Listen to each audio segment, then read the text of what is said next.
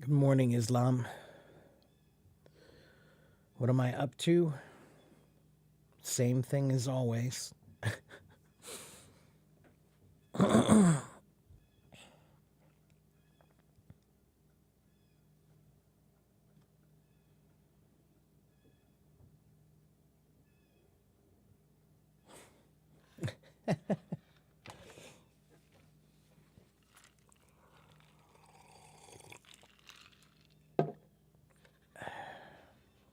Yeah, I didn't sleep well last night.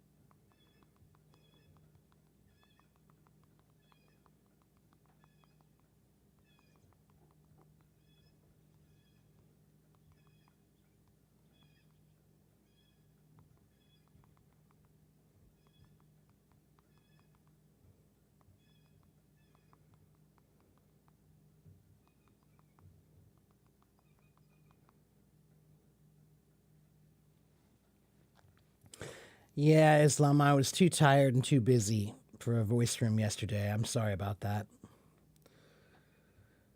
Wasn't feeling very good.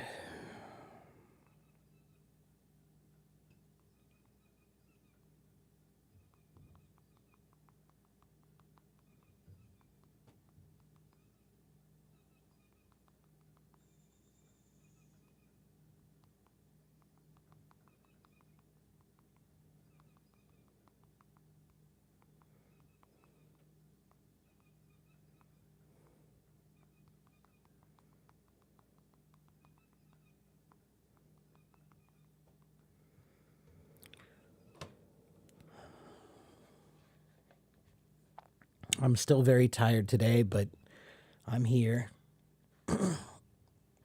Maybe I'll try to do a voice room later today if I'm not too tired again. All right, so welcome to my English pronunciation workshop. I was just replying to a message from somebody who wanted lessons for their 4-year-old child. 4 years old. What are you thinking? What is wrong with you? Why? Why would you do that? They're 4. They don't even know how to pee and poop yet. And you want them to learn English.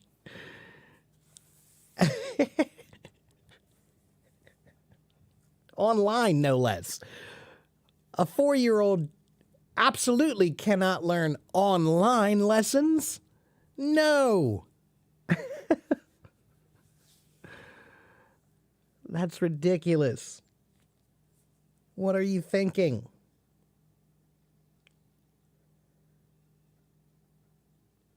Anyway, I'm not trying to be rude, but come on, people. No. No, if you have a child, they are not ready for English until they are at least 5 or 6, at least. And even then, you can't just get them online lessons like you're going to put them in front of a camera with an American and just let them what? Yeah, right. Let them go to nursery school. That's right. I don't even know what to say to that. Hello, Dutch. Thank you for following me over here in my YouTube channel.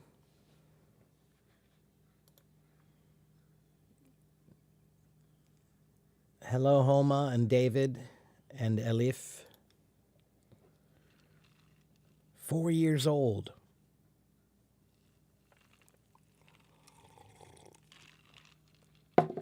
It's too young. That's too young. You're putting too much pressure on a child. I'm okay, Elif. It's been a rough week.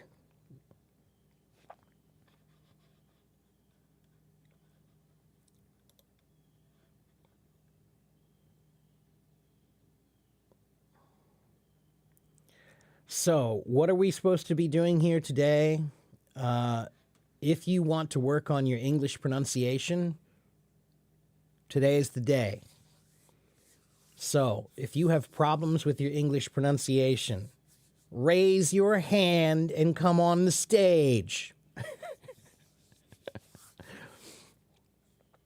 I'm here. I can help you, but I can't help you unless you come on my stage. Okay? So I need people to come on the stage, and I will then assist you with your pronunciation problems. Hello, Tanya. Okay? That's what we're talking about here today, at least for now. Pronunciation, pronunciation, pronunciation.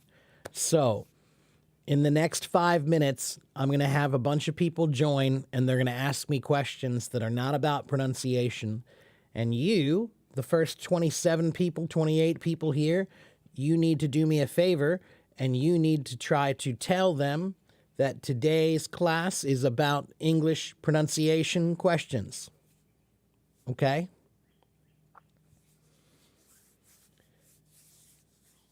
So you can help me so that I don't have to tell people all the time that I'm only answering questions about pronunciation today. All right? If you have other questions, then you can either come back on another day, or you can wait until I'm finished dealing with pronunciation today, which may be an hour, hour and a half, and then we'll do that. Okay? Oh, my neck is killing me. Oh.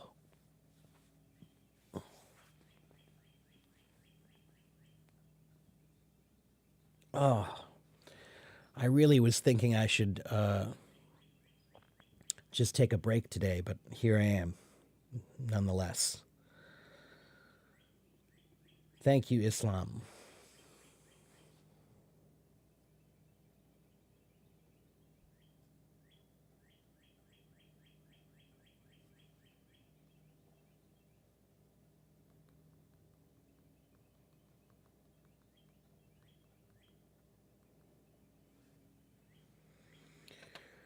All right. I'm still looking for anybody who's looking for help with their English pronunciation. Anyone? Does anyone want to come and ask me questions about their English pronunciation? Ah, my good friend Hal, Tyrese Hal, wants to talk to me. Hello, Hal. How are you? Hello, Mark. Do you want me I'm to turn good. your camera off? I'm going to shut up the Yeah, I got it for video you. I because turned it off. I'm in a bad state. Okay. Yeah, I got it. It's off. Okay. Thank you. So how are you today? I'm pretty bad. Pretty bad. Why? Um, cause I got something terrible. Um, let me talk to you. Okay. It's just like I failed my examination. You failed your examination. What examination was that? Um, For what class? Uh, let me think how to say. Um, it's not a class. It's just an examination that. Uh, What's it about? let me think how to say. Okay. Okay, take your Sorry. time. That's all right. Take your time. It's my second time to on the age. Yeah, I know. It's all right. Don't worry. Um, it's just a examination that doesn't matter.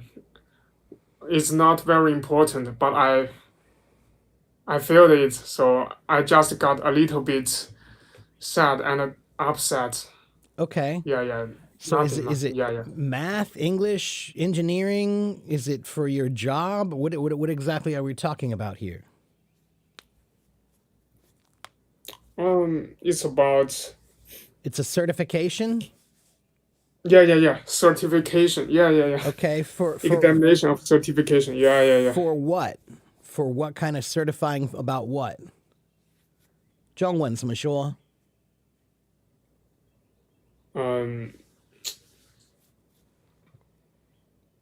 You can use Chinese. 翻译类的。翻译。翻译 Translation. translation. Yeah. For English translation?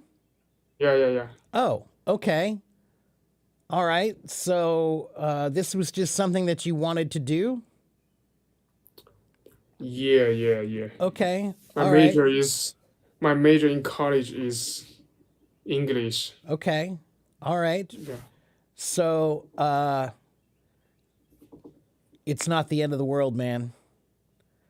I Yeah, know. it's I know. not It. the end. I know. It feels like it in China because in China, they make you feel like tests are the only thing that's important in life. Yeah. But no, man, no. Okay. Okay. First of all, to become an interpreter, you do need to have really strong English and Chinese Yeah. together. They need to be very strong. Okay. And Exactly.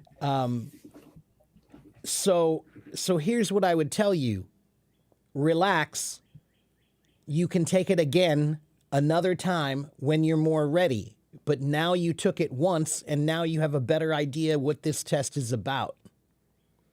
So you consider that was a pre-test. That means that this is just one that you took just to find out what your level is, what your ability is, and how the test works. So, everybody, I know that they make you think that tests are so important in life, but no, they just aren't. I'm sorry that I refuse to accept that's what life is about, tests. Okay?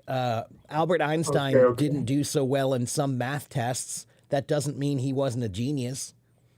Okay? There are lots of people who failed tests who are geniuses. All right? So testing All right. is not really, it's not that's not what life is about. Testing is Okay. testing is unfortunately just a it's the only thing they can do to figure out your level, but it doesn't mean it's the best thing they could do to figure out your level. It's the fastest thing that they can do, but it doesn't mean it's that effective or it doesn't mean it's that useful on any test for anything. All right? All right. And again,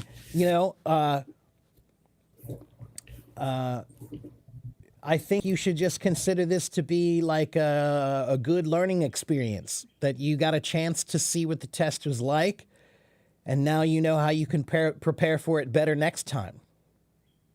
Okay. All right? Okay. Don't worry about Okay. it, man. You know, Okay. I feel better now. yeah, tests are just tests, man. It's just a piece of paper. Yeah. It's You know, just don't a piece of don't paper. stress so much about it. Yeah. You'll It can't prove anything. yeah, and you'll get better if you want to get better. I Then get better. you'll get better. Yeah, yeah, yeah, So don't worry so much about it. yeah, yeah. All right? Can we talk about a theme? Sure. Let's talk about traveling, okay? Well, yeah, let's talk about traveling and then maybe I can help you with your pronunciation too, because that's what today's stream Okay, is okay, about. okay, okay, Okay? So okay, let's talk about traveling and then I'll listen to you speak and then I'll tell you what you can do to improve your pronunciation. okay, okay. All right. So tell me, where have you traveled before? Um, I haven't left China. I just travel in China. Okay. Like, yeah, yeah, yeah. All right. So where have you been in China? Some big cities like Beijing, Shanghai, and Hong Kong. Okay. Which one is your favorite? Um, I'd go with Shanghai Okay. Why? because Shanghai is really a international city where you can meet many people from various different countries, and I like the environment of Shanghai. It's just like economy is energetic and architecture architectures are modern. Yeah. Okay. Cool. Okay. I've never been to Shanghai or Beijing, but I've been to Hong Kong a bunch of times. I loved it there. And I thought it was pretty international also. It had a very Yeah, yeah, international feel. yeah. So, you just been to Hong Kong? Yeah, You I haven't haven't been been to to any other mainland. places of China? I lived Yeah. in Taiwan for 4 years, but I've never been to anywhere else besides Taiwan and Hong Kong. Okay, okay. Those two places are easy for me to travel to, or they were. Well, Hong Kong was easy for me to travel to, but I think it's not so easy for me to travel to now. But yeah, so before the changeover back to Chinese control, Hong Kong was very easy for me to travel there. So I went there a bunch of times when I was living in Taiwan. Okay, okay. So, could you recommend some cities of America for traveling? Well, almost any place in America is cool to travel. It just depends on what you want to see. If you like international cities, then you've got to go to New York City. New York City New is, York City. yeah, it's, some people think it's the most international city in the world. I mean,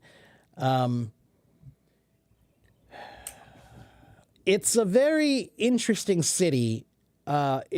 It's not, if you're used to Asian cities, and then sometimes people might think, oh, well, New York's kind of dirty, and it is kind of dirty sometimes, but it's it's a place that feels like anyone can go there to try to make something big happen. Like all the big players are in New York. So that means, whatever Okay. business that you want to do or industry that you want to do, whatever industry, there are some of the highest players in that industry in New York City. So, like for musicians, that's always been one of the highest places that you can go to if you want to really, really, be a part of the real music industry. You can play music anywhere in the United States, but when you play in New York, you're playing with the best. Okay. There is a song from Taylor Swift. Welcome to New York. It's been waiting for you. That's right. Yeah, there's a lot of I, songs about New York. Frank Sinatra had one that was just called New York, New York, and it's all about how it's just this very unique, amazing, big city that is impressive. okay, okay. Yeah. So what I want to say that I want to experience American culture and American people's lifestyle and some foods of USA. So where should I go? Well, I would say New York. I would say Chicago is another one of my favorite cities. Okay, okay. If you could only go to three, I would say New York, Chicago, and New Orleans. Where? The New last one. Where? New Orleans. It's in the South in Louisiana, and Oh, it's one of the most unique cities in all of America, and it has some of the best food in all of America and some of the best music in all of America too. let me check the map. Yeah, I haven't heard the it's a city. very amazing city with a lot of amazing culture that you can see, especially music. Yeah, New Is a Orleans. big or small city? It's not that big, but it's very unique. Let me see. Maybe I can show you. Hold on a minute. Okay, okay. Let me see if I can New share my Orleans. screen and show why I love New Orleans. New Orleans is a city that has some of the most unique Did you? architecture in all of America because at one point in time, New Orleans was controlled by the French. At one point in time, it was controlled by Mexico. At one point in time, it was controlled by the United States. And so it has this very interesting mix of architecture. Let's see. Okay, okay. I know. New Orleans. Yeah. Oh, I know this city. I know this city. Let's see. Let me show everybody.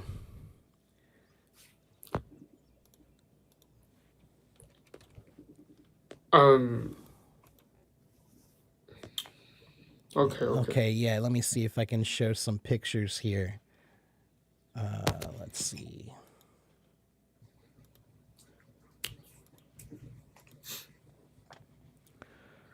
So if you take a look like this, look at that building here. Oh, wait, here. I mean, that looks like old French architecture. You French know, architecture. yeah, Good, good. It looks so good. yeah, it's very unique. Whoops, wrong one. Let me go back. Let's try that again.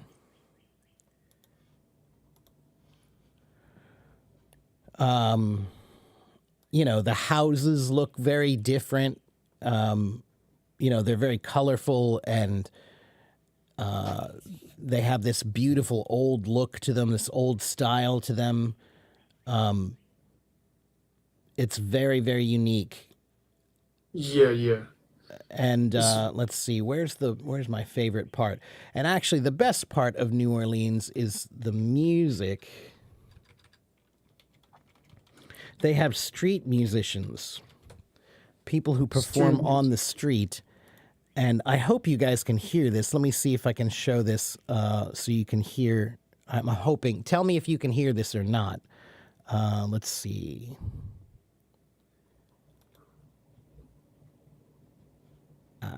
Stupid commercials. Okay, let's see. Can you guys hear that? Can you hear that music? Yeah. Yeah, okay, good.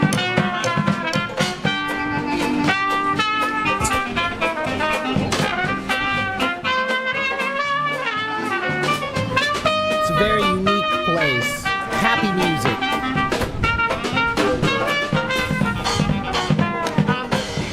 The sheet of Arabic, got no pants on. Your love belongs to me. Got no pants on. Night, got no pants. And my favorite one, let me show you my favorite one is let's see. Okay, just go.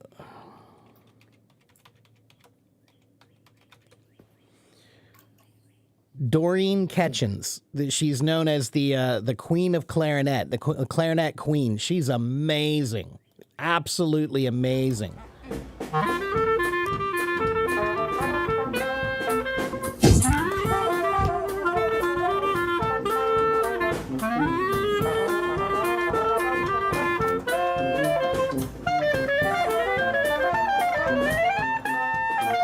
It sounds good. Yeah, so it's so great to be able to just go there and um, and just walk down the street and hear this amazing music, and you see it everywhere.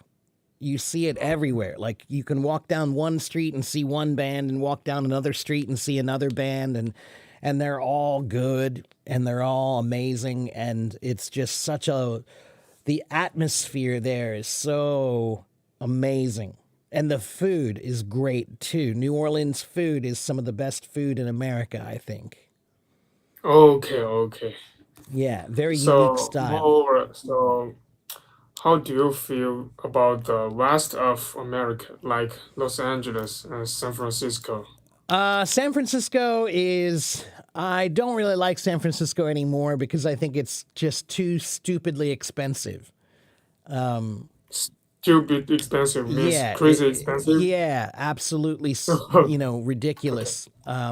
The prices for everything there are just too expensive. So I feel like I don't want to encourage anyone to go there anymore until they start getting. Unless someone is very rich. Yeah, but even that, I just think like don't go there. Just don't go because I think that the best thing I could do for San Francisco is tell people not to go there anymore so that they get a clue and they start understanding that people cannot afford that. And if you make a city that's unaffordable for the entire world except for rich people, I'm not going to approve of that. No, that's Okay. not cool However, in my opinion.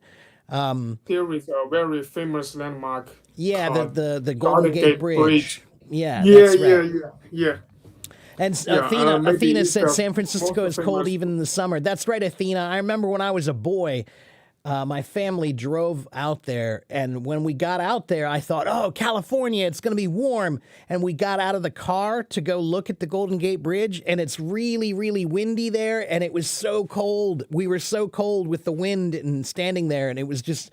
I was so disappointed. I was like, wait a minute, I thought this was California. California is supposed to be warm. But actually, only southern California is warm. The rest of California is actually fairly cool temperatures. Okay, okay. Yeah. Yeah, yeah, yeah. So, let's see. Los Angeles is a great city. Hollywood is a little crazy too, I think, a little too expensive also, but San Diego I do like. San Diego is one of my favorite How cities. about Las Vegas? Las Vegas is an interesting city too. It's unlike any city that you'll see in the world, except for Macau is very similar to Las Vegas because Macau is basically a copy of Las Vegas. Like, Oh, yeah, they cause both of them have the how to gambling. say back Yeah, gambling, yeah, gambling. Yeah, yeah. gambling. That's right. And if you look That's at right. pictures of Macau and pictures of Las Vegas, they look almost the same because I think Macau basically just decided to copy Las Vegas. Yeah, a little bit. Yeah, I Yeah. mean they have so many things that are exactly the same as in Las Vegas, and that's because Las Vegas has been famous and popular for so long as that kind of Gambling city. city. Yeah, that's right. Yeah. But it's Yeah. also a great place to go for food, also a great place to go for entertainment. Okay, okay. I'm not a big guy for gambling. I don't really like gambling or anything like that, so that doesn't really attract me at all, but it does have a lot of wonderful entertainment and it has a lot of great food also. Okay. So, what I want to say that do you know there is a big ball in Las Vegas? Yeah, you mean the new building they made? What's it Yeah, yeah, called? The yeah, yeah, yeah. dome, the something dome or something? Yeah, yeah. With all the entire thing is like a screen that they could project Yeah. What's images the onto. name of the building? I forgot what it's called. Let's see. Las Vegas. A big ball that is very famous in the world. Uh,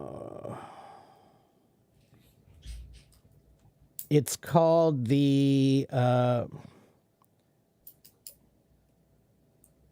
projection sphere, I think. Yeah, Project. the MSG sphere. Okay, okay. Thank you, thank you. Yeah. So, Um, I want to ask that which city are you living? I live in Cincinnati, Ohio. It's in the middle of the United States. Okay, okay. Ohio State, yeah. Yeah, Okay, I that's know, I right. know. Yeah, There is a NBA team, that's Oklahoma right. Thunder.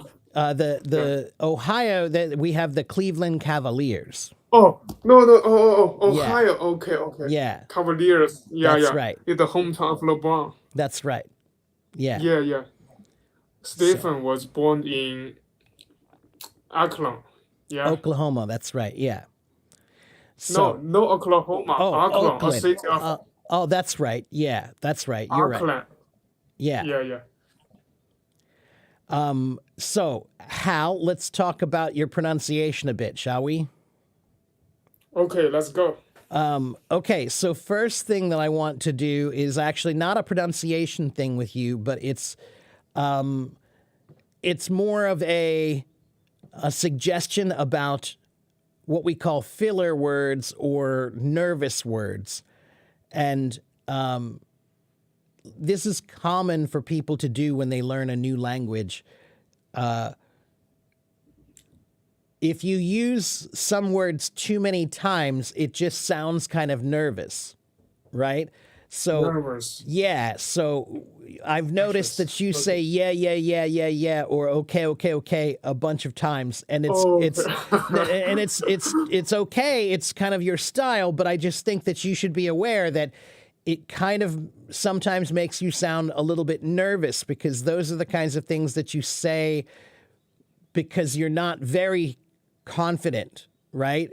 So Okay.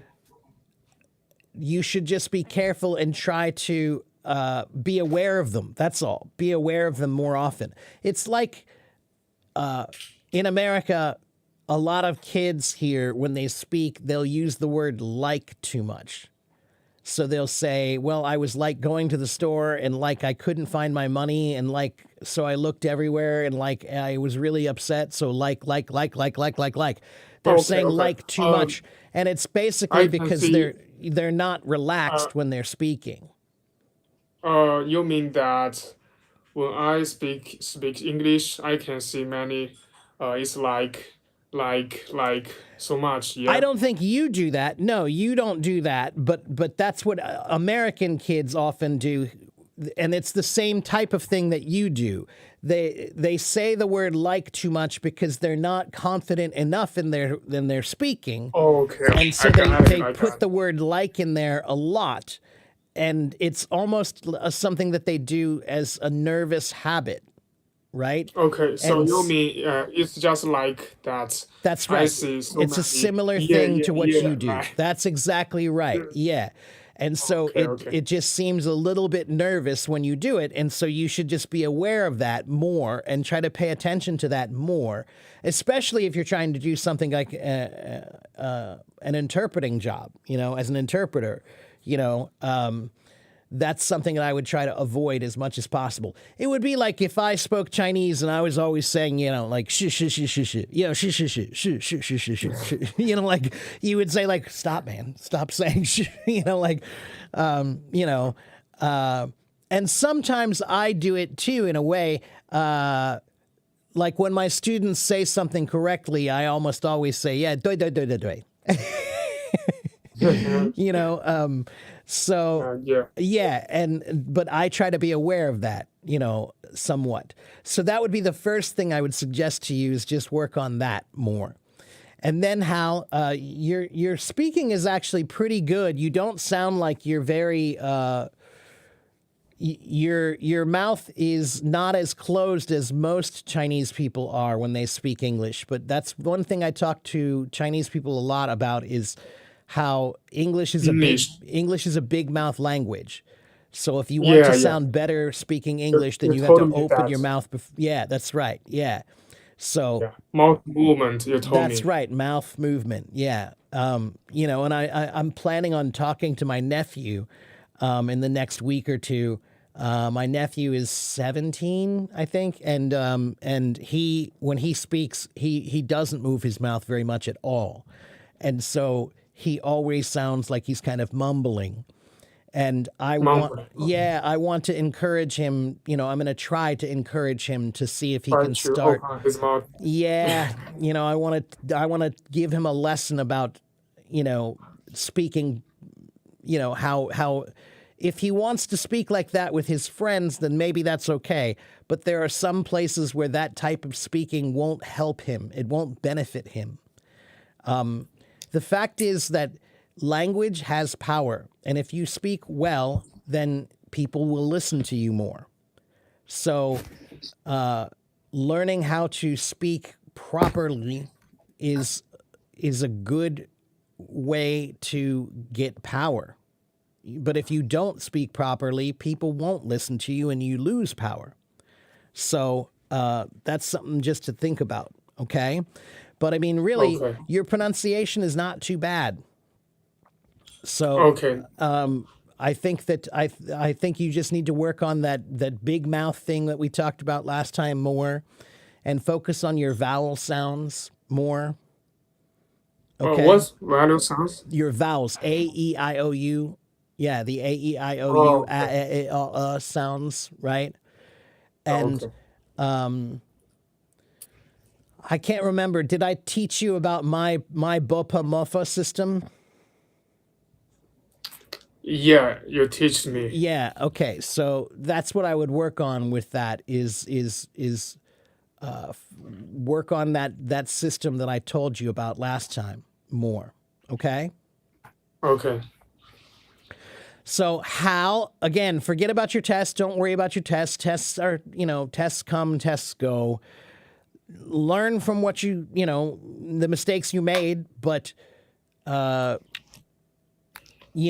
think once you get out of school, then you really realize how silly a lot of that stuff is. Okay. And So before talking with you, I feel, God damn it. But yeah, now I well, feel better. Thank you. Thank you. yeah, no worries. But again, just mistakes are only bad if you don't learn from them. So if you made a mistake and you failed the test, all right, fine. But learn from that mistake and do better next time and prepare for it now that you know what to expect. Yeah, I will be stronger. Yeah, that's exactly right. Yeah. There's only one way to fail, and that's if you quit. Yeah. All right? All Okay, right. Hal, I'm going to let you go and see if I can talk to somebody else and see if I can help them with their pronunciation. I want to thank you face to face. Okay. Oh, Thank you. you're welcome, Thank you. Hal. Face to face. Yeah, all right. Thank you. You're Yeah. welcome, my friend. Don't worry All about right. it, and I'll see you next time, Okay. okay? Okay. All right, take care, my friend. Bye. Bye-bye. All right. Let's see. Hello, Erica. Hello, Andrew. Yeah, guys, don't forget to go to my YouTube channel.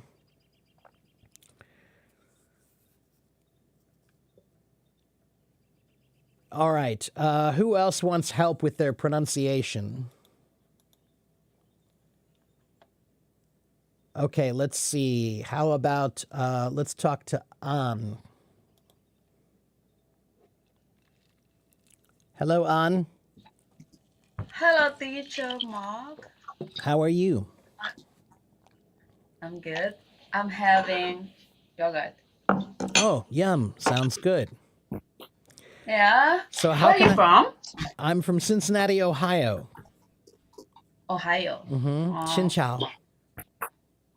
Oh my God, you know Vietnamese? I can say hello.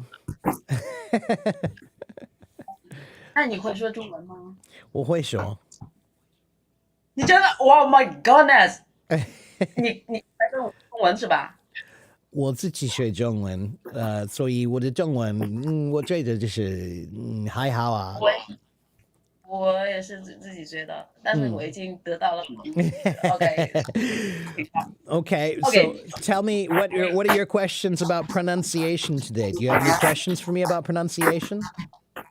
Yes, I think I have problem with my pronunciation, like many letters like L, and I don't know whether sometimes because even I want to talk with my colleague or my friends, but they don't understand my pronunciation and they keep asking, come again, come again. So from that um, moment, I just feel like, oh, what's wrong with my English? And it get me, it, it, it turned me down. Well, I'll be honest. I don't, I don't think you have anything wrong with your pronunciation. I understand you perfectly well. so it's about my vocabulary or what? No, you have to remember that pronunciation is a two-way street. So that means that sometimes it's not necessarily that you don't speak clearly, it's that they don't listen well. Oh, okay. So if you want to work on your L sound and you speak Chinese, then there's one good way to fix that. The L sound is the same as the word la. La. Well, I la. For the letter, the coming from the beginning of the words, I'm okay with that. But in the end, like wall or all over, I'm not all around the wall, or yeah, or Okay. in the white. She's a white girl. I don't know, but is it difficult for Okay. me to So adjust my tongue? what I would say is maybe what you can do is, as an exercise, practice saying those words. Make a list of those words with the L at the end, right? You can do a search online and you can find a list of words with the L at the end. And then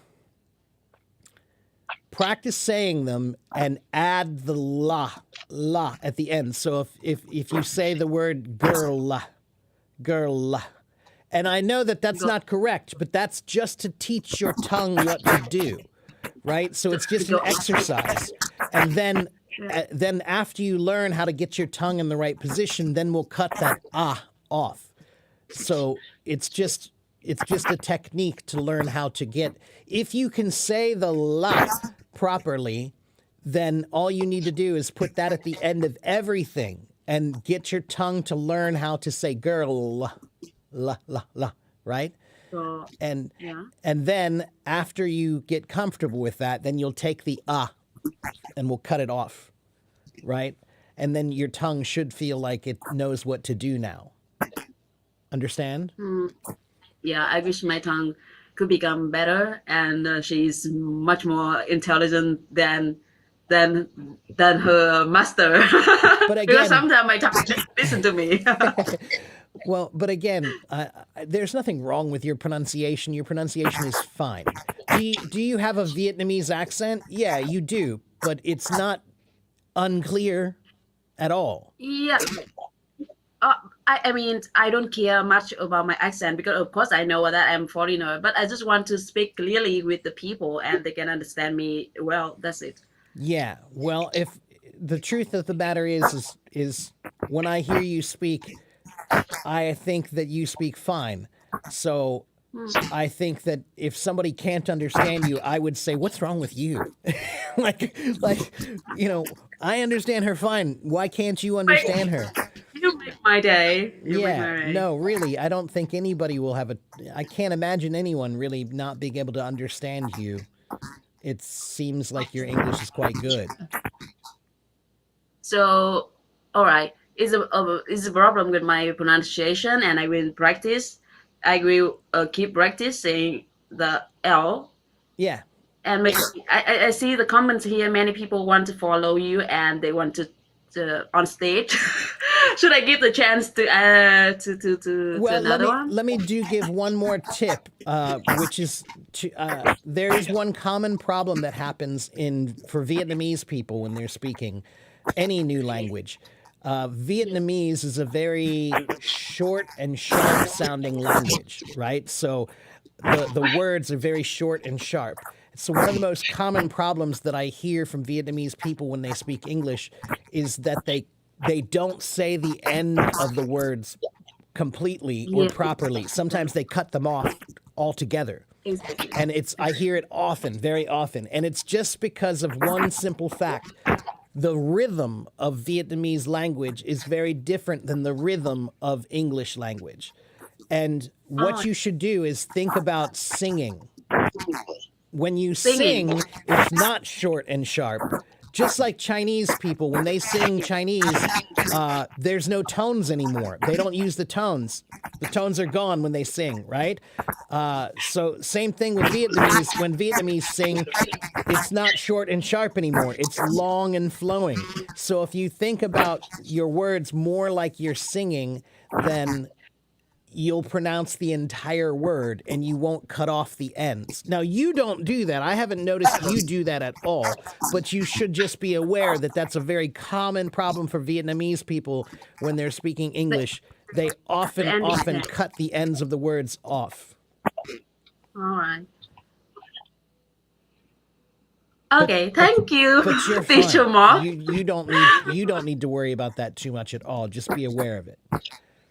Okay? Okay. And what city are you in? I'm now living in Ho Chi Minh City, but actually I am from the north. I from the Hanoi, the capital city. Okay. All right. Yeah. Great. Wonderful. All right. Well, An, I you do. sound good. I'm sorry? I really want to talk to you longer, but I see the people here. They seem like eager to talk with Teacher Mark. Well, maybe tomorrow I might have just a free chat live stream where people can come raise their hand and just talk to me. Same time, about this time. I started about 30 or 40 minutes earlier, so about this same time, but I started about 30 minutes ago, 40 minutes ago. Okay. Okay? Okay. Yeah. Yeah. Noted. Tomorrow I will follow you and maybe we will talk more. Sounds Let's give the good. chance others. Bye bye, Teacher Bye-bye. Mark. Take care. Yep. You too. Okay. Hello, Steph. Good to see you. Oh, I am not feeling very well.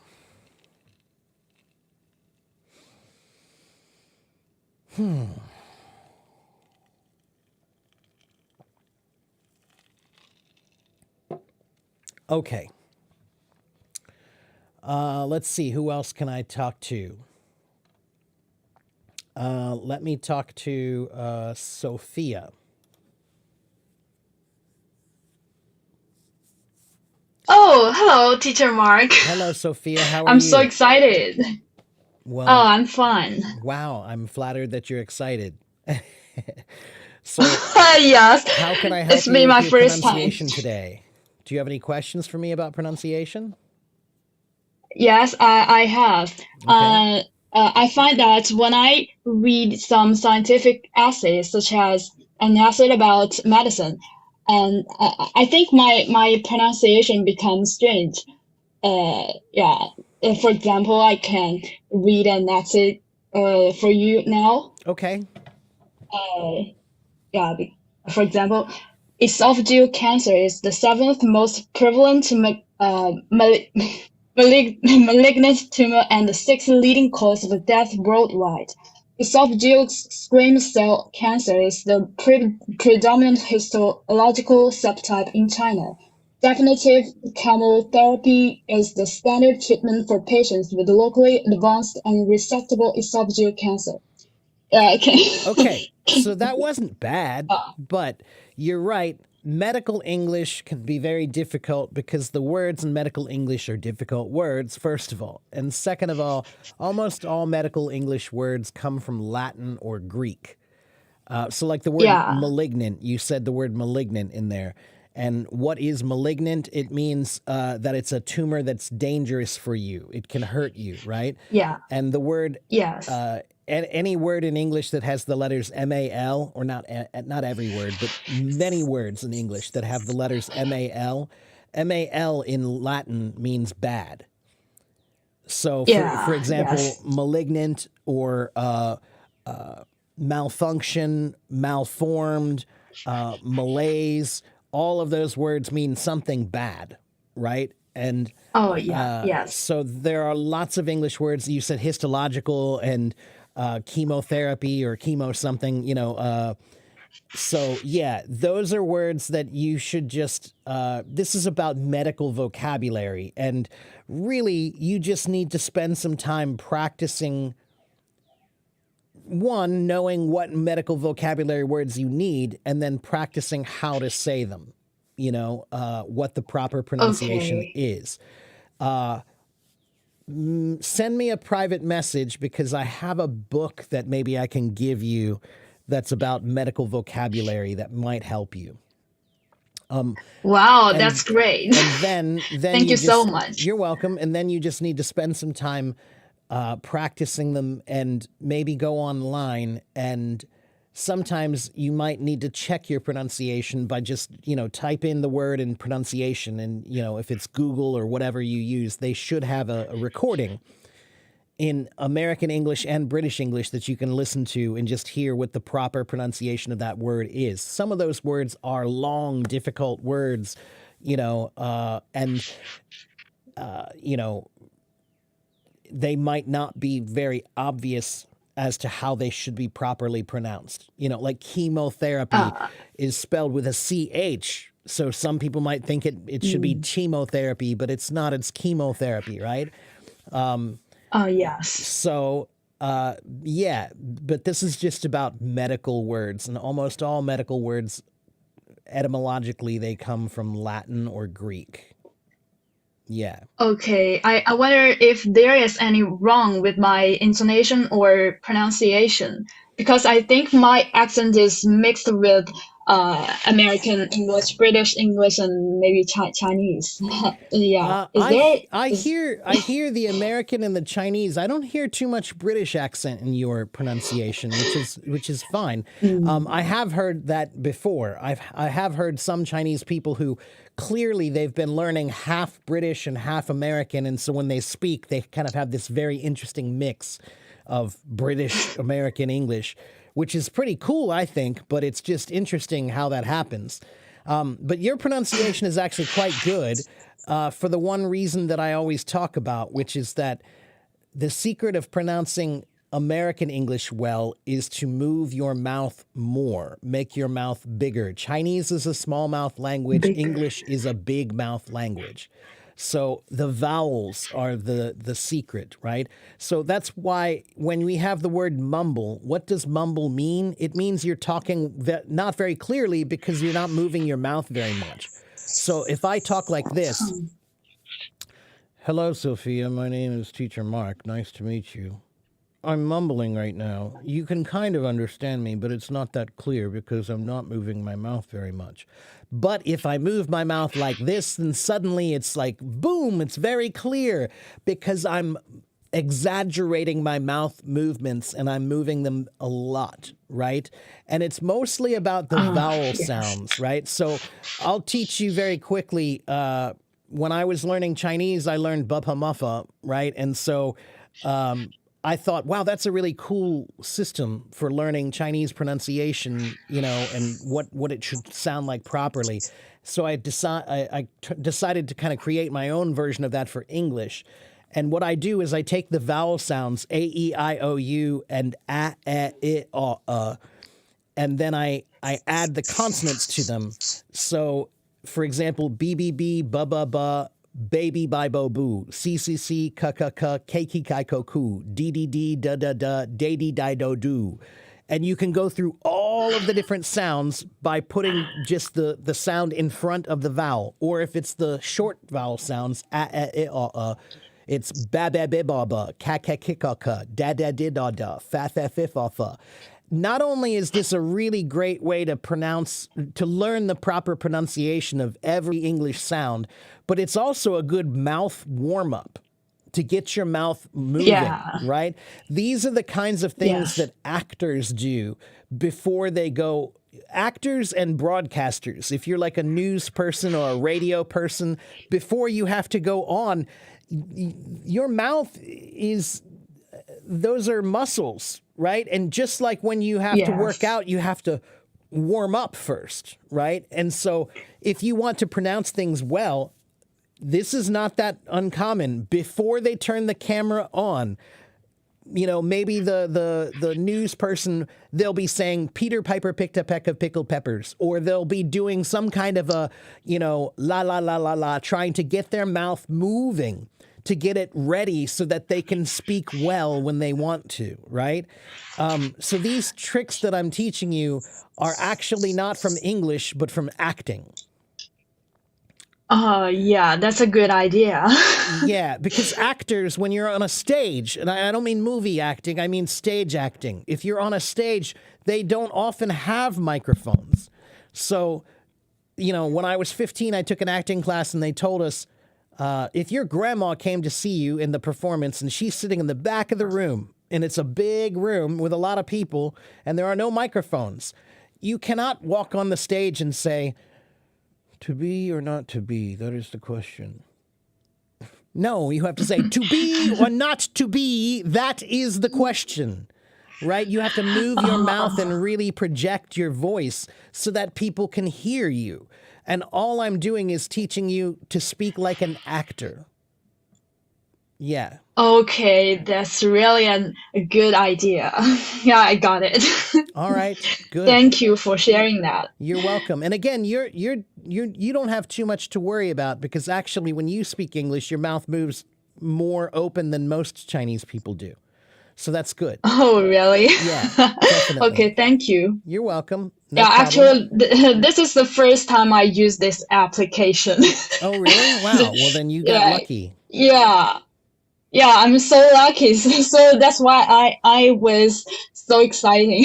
Yeah, I didn't think about that. Where Yeah, where I'm do so you lucky. live, Thank you Sophia? very much. What city?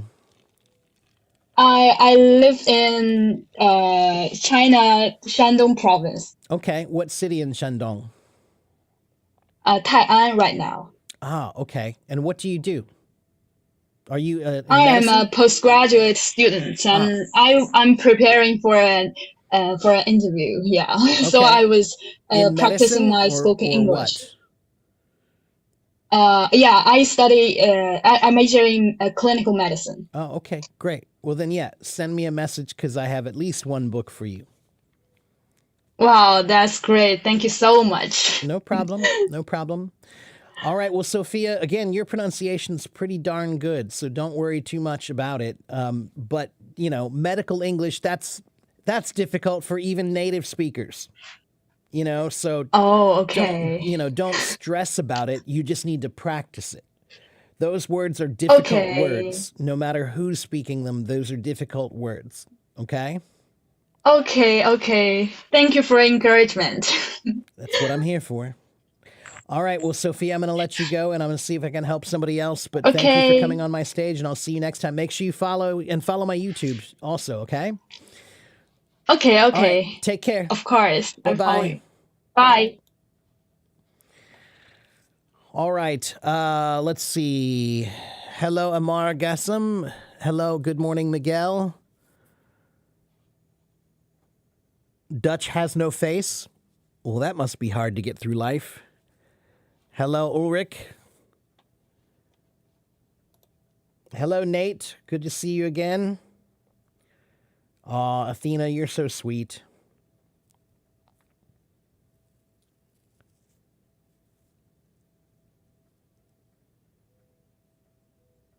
Faisal, you want to know what? You want to know about how to use conversely in the first sentence? I'm not sure I understand what you mean, Faisal. You want to know how to use the word conversely?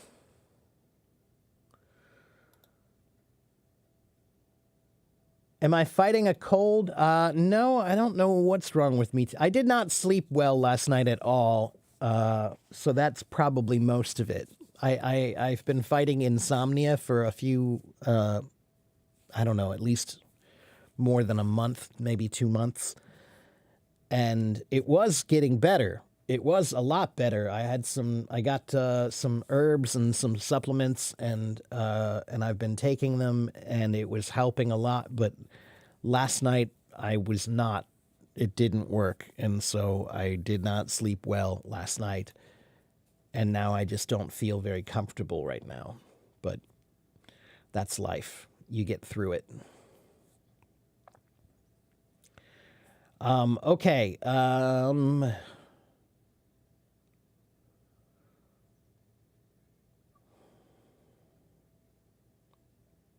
Hello, Helen and Lily. Nate, you want to come up? Let's see. I think there are. Nate, hang on for a minute and let me talk to if there was some people waiting here. Let's talk to Faisal first because he had a question about something. And I'll see if I can get to you as soon as I can, okay? Hello, Faisal. Oh, Hello, my okay. friend. Hello, How are Teacher you? Mark. I'm doing great. What about you? I'm I heard okay. that you are feeling under the weather. Yeah, I don't know. I just don't feel very comfortable. I don't know why, what's going on with me exactly, but I'll get over it. So what can I do for you today? You were asking about what now? I try to write something, and sometimes I face like difficulties, especially how to start a sentence based on the paragraph that I just made before. For example, like the connecting words. I mean, conversely, therefore, and then Oh, okay. what else? Especially to describe something that probably has like a different meaning or Right. different trend Right. compared with the previous paragraph. So therefore would be more like that's not necessarily conversely all the time. It can be, but not necessarily. But conversely is definitely a good one to use if you're trying to say something that's somewhat contradictory to what you were just stating before, or not contradictory, but Contradictory, that's the yeah. word. So yeah, but let me see. Let me find a list of those words for you.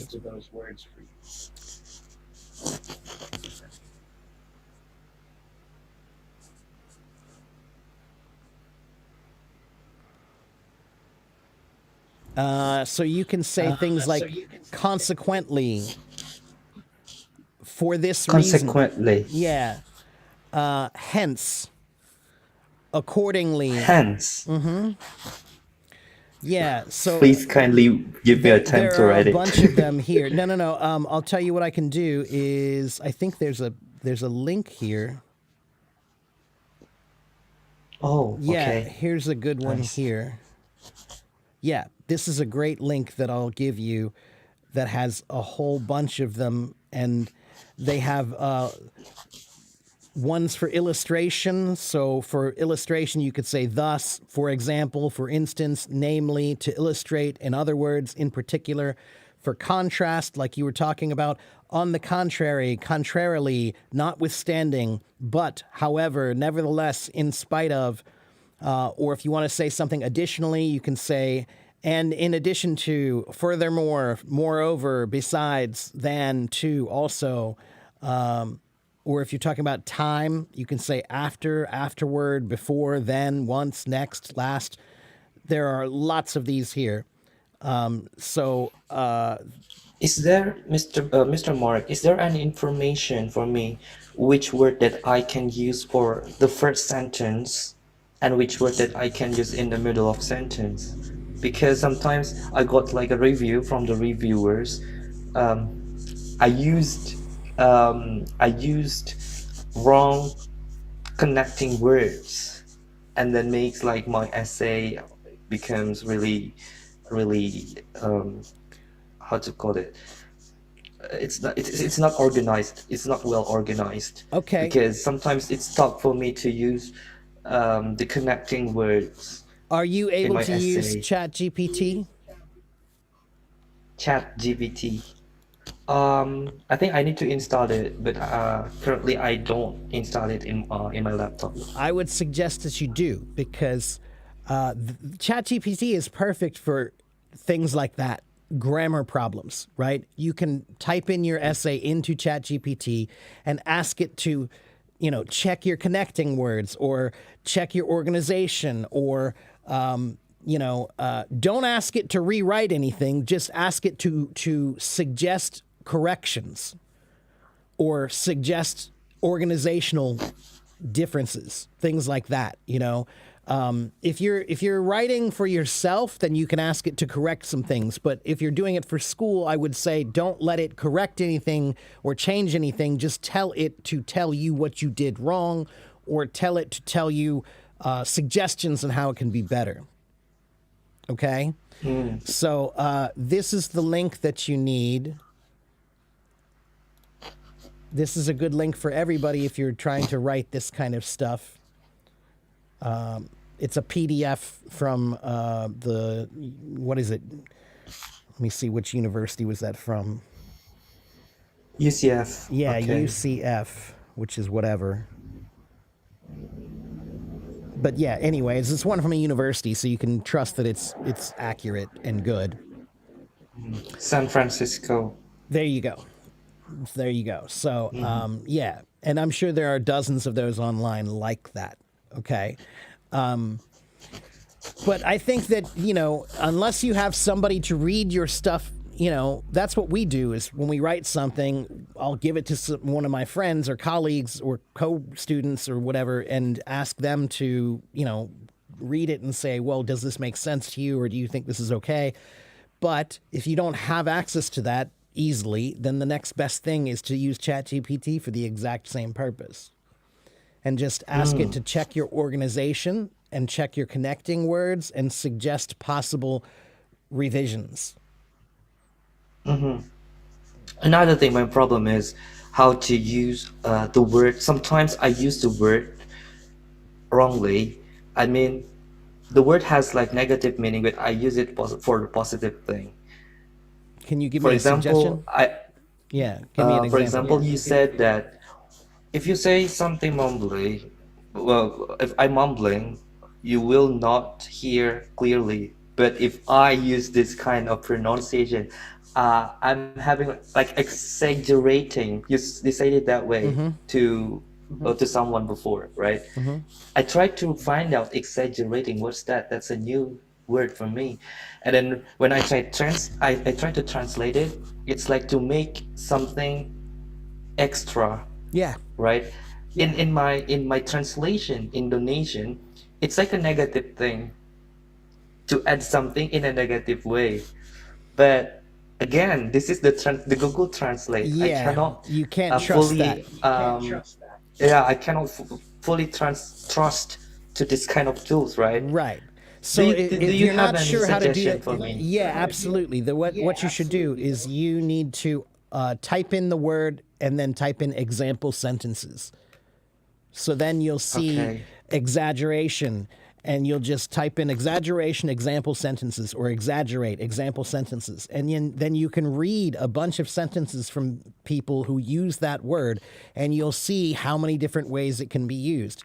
So exaggerate can have a negative meaning. If I say don't exaggerate, it's kind of like saying don't lie in a way, right? Yeah, But if I say you need to exaggerate your motions, that's not talking about lying or any type of right or wrong. It's talking about more or less, right? So it's more like the opposite of that would be maybe being more conservative with your motions, right? So to be exaggerating is making them more than they normally are. And to conserve them would be to make them smaller than they are. Okay, so I gotcha. exaggeration, again, everybody, you should do this for everyone. They should know that if you don't know how to use a word properly, there are two things you can do. One is type in example sentences online. And two, if you don't have dictionary.com, get dictionary.com. And dictionary.com has an app, and you can get it for free. And they have a thesaurus. And if you open the thesaurus, you can then type in the word exaggerate and see how many other words. So let me do that for you right now, and I'll just show you. So the word exaggerate, some synonyms are amplify. So amplify doesn't mean positive or negative. It just means more or less, right? Distort. Now, distort could be If you say he's distorting the truth, that means he's not telling the truth, right? Emphasize. Emphasize means more. It doesn't mean, less or right or wrong. It just means more, right? Fabricate. Like to point out, right? But fabricate does mean kind of like lying, right? If I say he's exaggerating or he's fabricating, that means he's not telling the truth. Falsify, that one means lying. So in this case, now you can see that exaggerate has more than one usage, not just, it doesn't only mean to lie or to make something less truthful by telling more than you really did, right? If you say, well, I worked on this for 10 hours when you only worked on it for 1 hour, that's exaggerating the truth, which is lying, right? But if I say, I want you to exaggerate this motion, then I'm talking about emphasizing it, not To elaborate.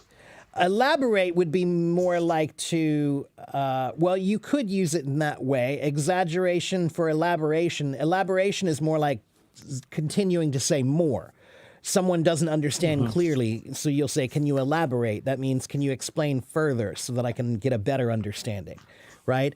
So again, using example sentences. If you don't know how to use a word, then use example sentences to help you understand how to use that word properly.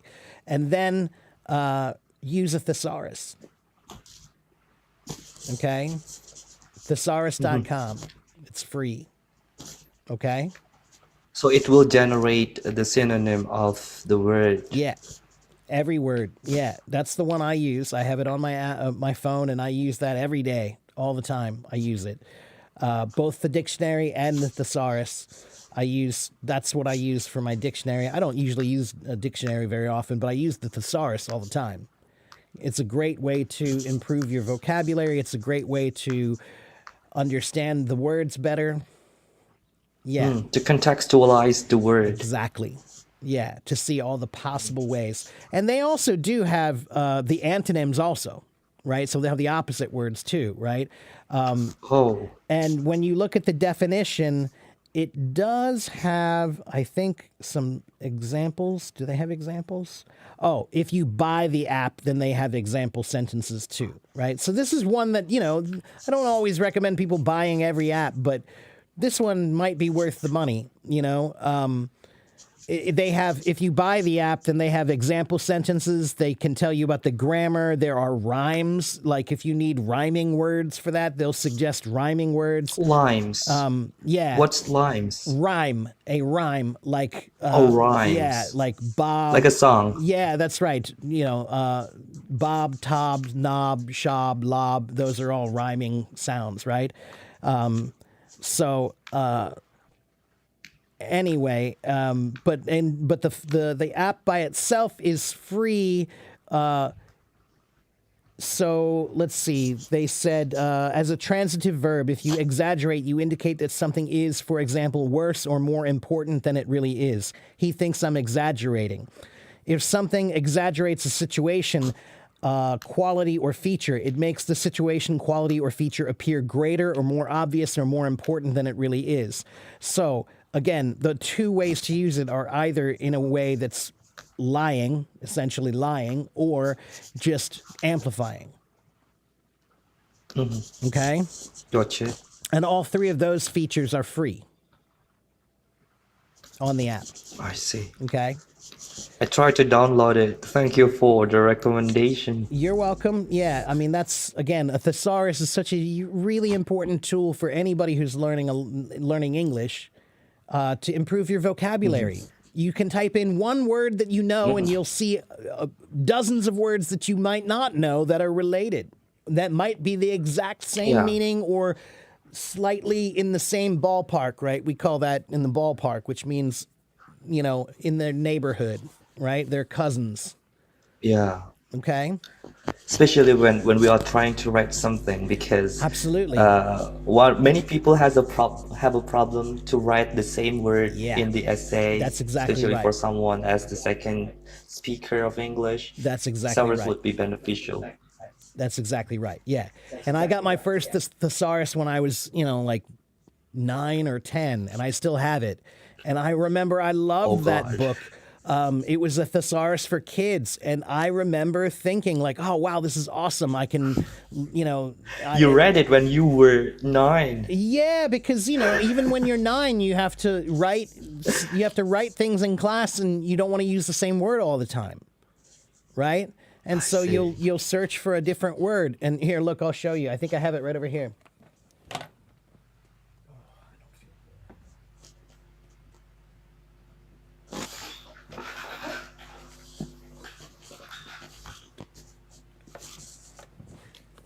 It's so old that the cover fell off and the pages are kind of brown, but you can see it's the Clear and Simple Thesaurus Dictionary, and look how it's so old, but and it's not the most elaborate one.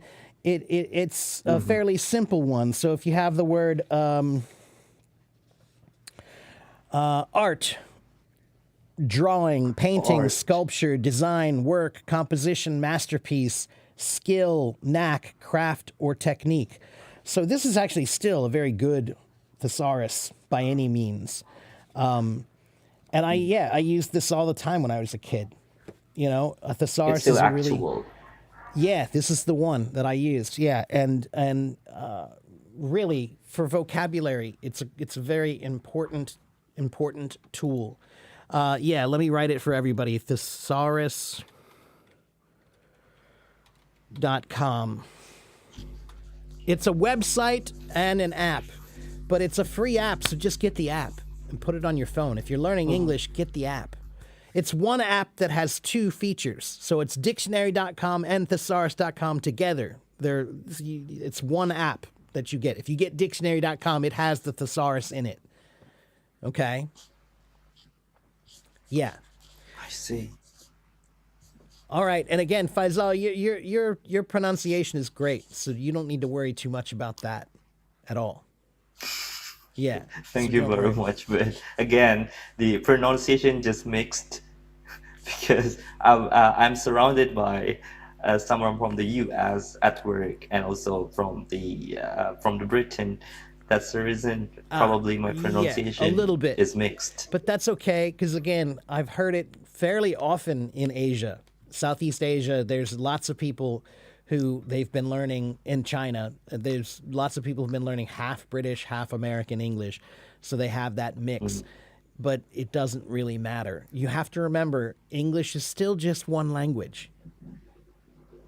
It's not, Yeah. I just had a conversation with a British guy just yesterday about this. And, I was making the point that sometimes there are some British people who they'll say, well, the British accent is the only proper accent for English, and they don't like the American pronunciation. And I was just, basically I call them snobs. I think they're snobs, and that it's kind of like saying rock music is better than jazz music.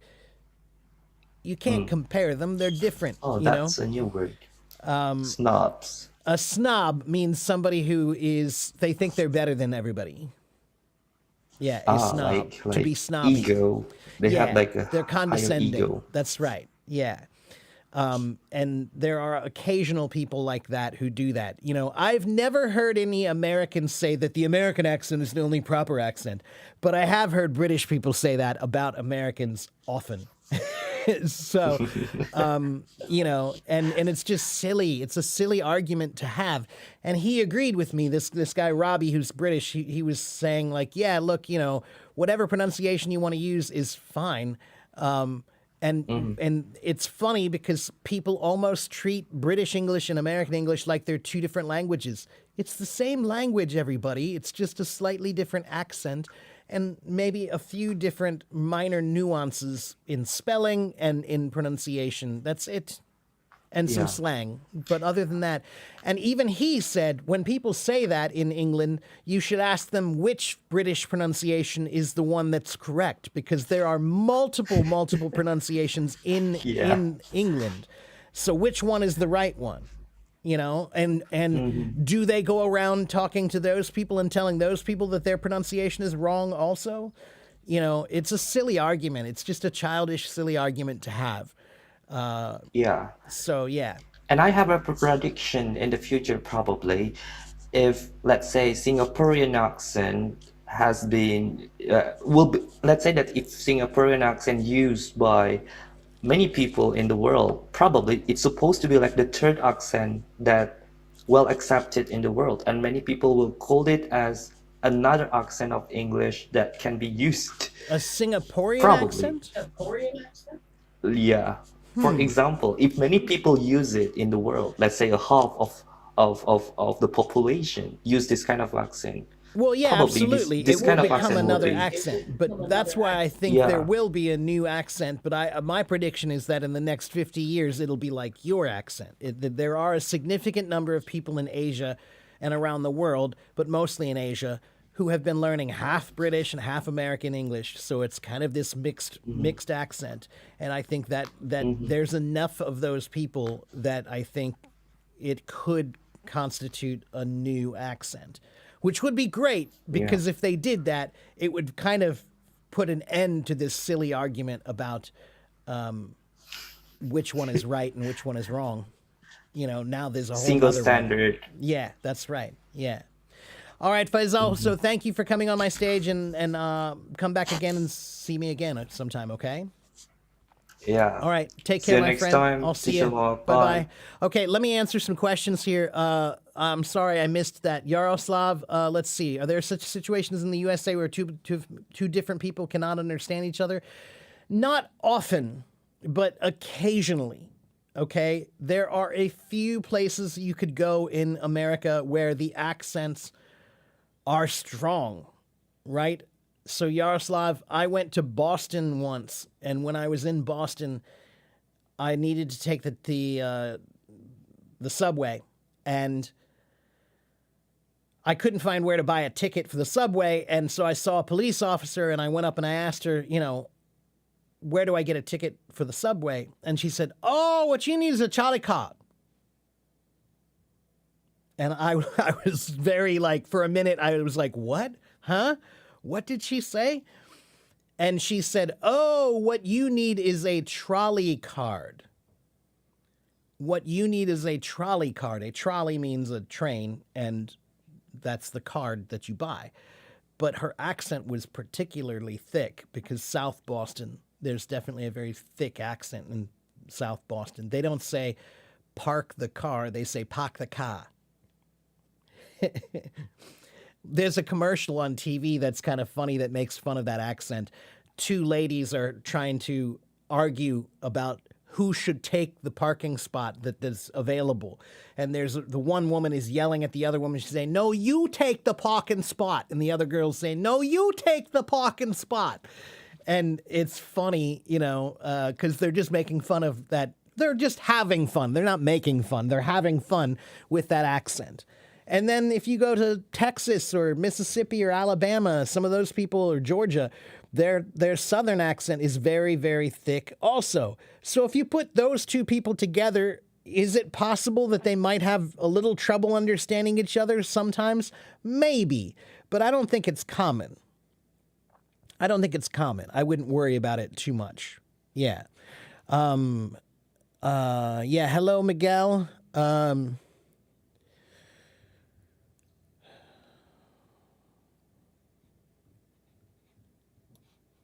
Okay. And did I miss any other comments? Let me go back and make sure.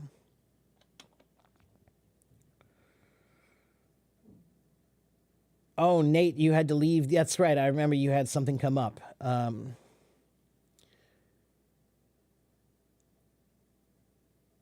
DK, the words you want me to pronounce are glisten, glisten, glisten, and salmon, and subtle. So glisten, the T is pretty much silent. Salmon, the L is silent. And subtle, the B is silent.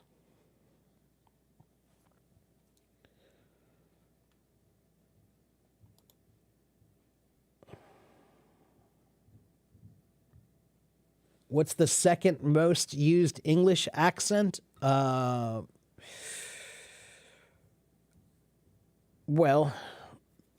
there's British English, American English, Australian English, South African English, New Zealand English. So, I would say that those are probably the most common. The three most common are American English, British English, and Australian English. Thank you, Ali.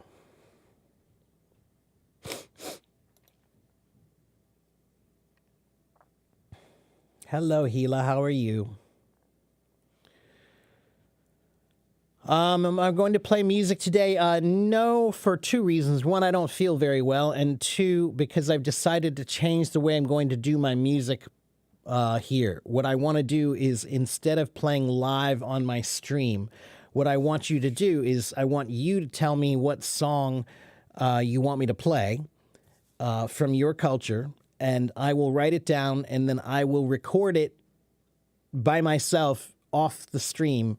That way I can upload it to YouTube, and it will be perfect quality. The video will be perfect. The audio will be perfect. Everything will be perfect. So, because when I play live here, I never really know how good the quality of the sound or the video is. And it has a lot to do with your connection, So it could be that what you're hearing is not very good because of the connection problems or the internet issues. So I would prefer, I think I want to try to do it differently now. I'd like to try to see if I can just take your suggestions of what songs you want me to play from your culture, and then I will try to record them on my own and then upload them to my YouTube channel. And there's a second reason why that's good, because Alex, when I play the songs here on this stream, if there's a copyright problem, then what happens is my entire stream gets eliminated from some countries. They won't let some countries even see my stream, the recording, because of the copyright problem. But if I do them separately, then that's only going to affect that video that with the music, not my entire live stream. Understand? Hello, Angela. Can I pronounce the word study? Study.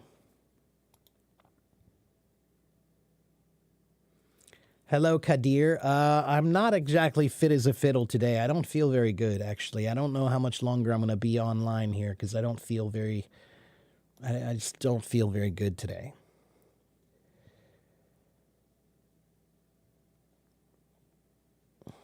I didn't sleep well, and I don't know if I'm getting sick or I am sick or something, but I don't feel myself right now. Okay, let's talk to Nate, and then I'll get to you, Orenbeck.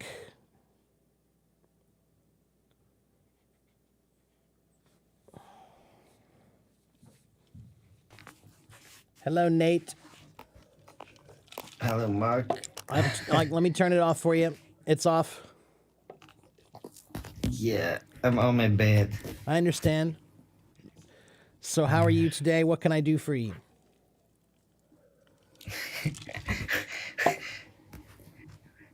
And tell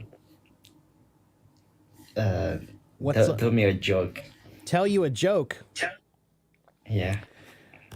Let's see. What was that joke? I forgot.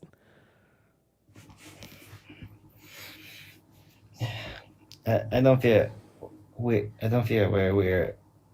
You don't feel very well either? Yeah. Well. Yeah.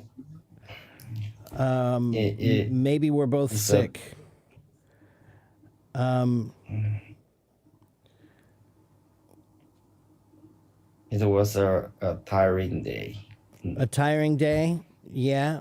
Well, there was a joke I was trying to find, but I can't remember what it is now, and so I can't find it.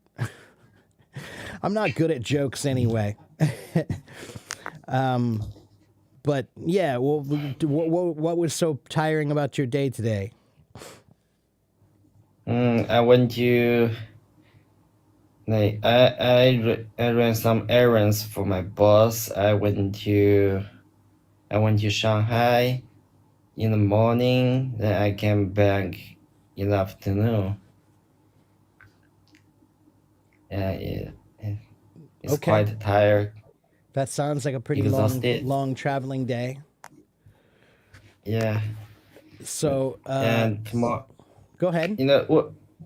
Yesterday, what happened yesterday is my manager called me and my colleagues to work at 11 p.m. Yeah, that's like Mark, you don't understand working like I do understand. I mean, I know those things happen in China, but here's what I'm trying to tell you. If that happened in America, we would hang up on our boss. We would tell him to go to hell. We would say, no. We would say, dude, it's 11 o'clock. What are you doing? No, this is not work time. This is my time. If you want to pay me double, then you can pay me double overtime, and then maybe I'll come in. But if you call me at 11 o'clock when I'm at home with my family, I'm going to be mad. You know, I'm not going to take it well. You know, no. In America, we, no matter what job you have, there are lines. There are lines that you have to draw. I know, Mark, you know? because the judicial system is perfect there, but in China, like no one, even the government, care about the employee. How to say, worker or employee? You could say either one. I won't say that our justice system is perfect. It's not perfect by any means, but I understand what you mean, that we have fought for worker rights here. For many, many years, we fought for worker rights, and that's very important to us. But this has less to do with worker rights and more to do with basic... Like, what is your job, Nate? What is your job? Marketing. Marketing, right. So there is absolutely there's no good reason why you need to be working at 11 o'clock for marketing. If you worked in finance and you were doing international stocks, then maybe I can see reasons why you might need to work at 11 o'clock, because there are different markets open in different places in the world. And so maybe you need to be available during those times. If you're a doctor, like my father is a psychologist and he used to be on call. So when I was a kid, he had a beeper, and sometimes at 2 a.m. he would get a beep, and it was an emergency. Somebody needed to talk to him, and he has to be available for that. But those are rare situations for certain types of jobs where that's necessary. But if you work as, in marketing, no, man, that's what we call a 9-to-5 job. You're supposed to work from 9 to 5. That's it.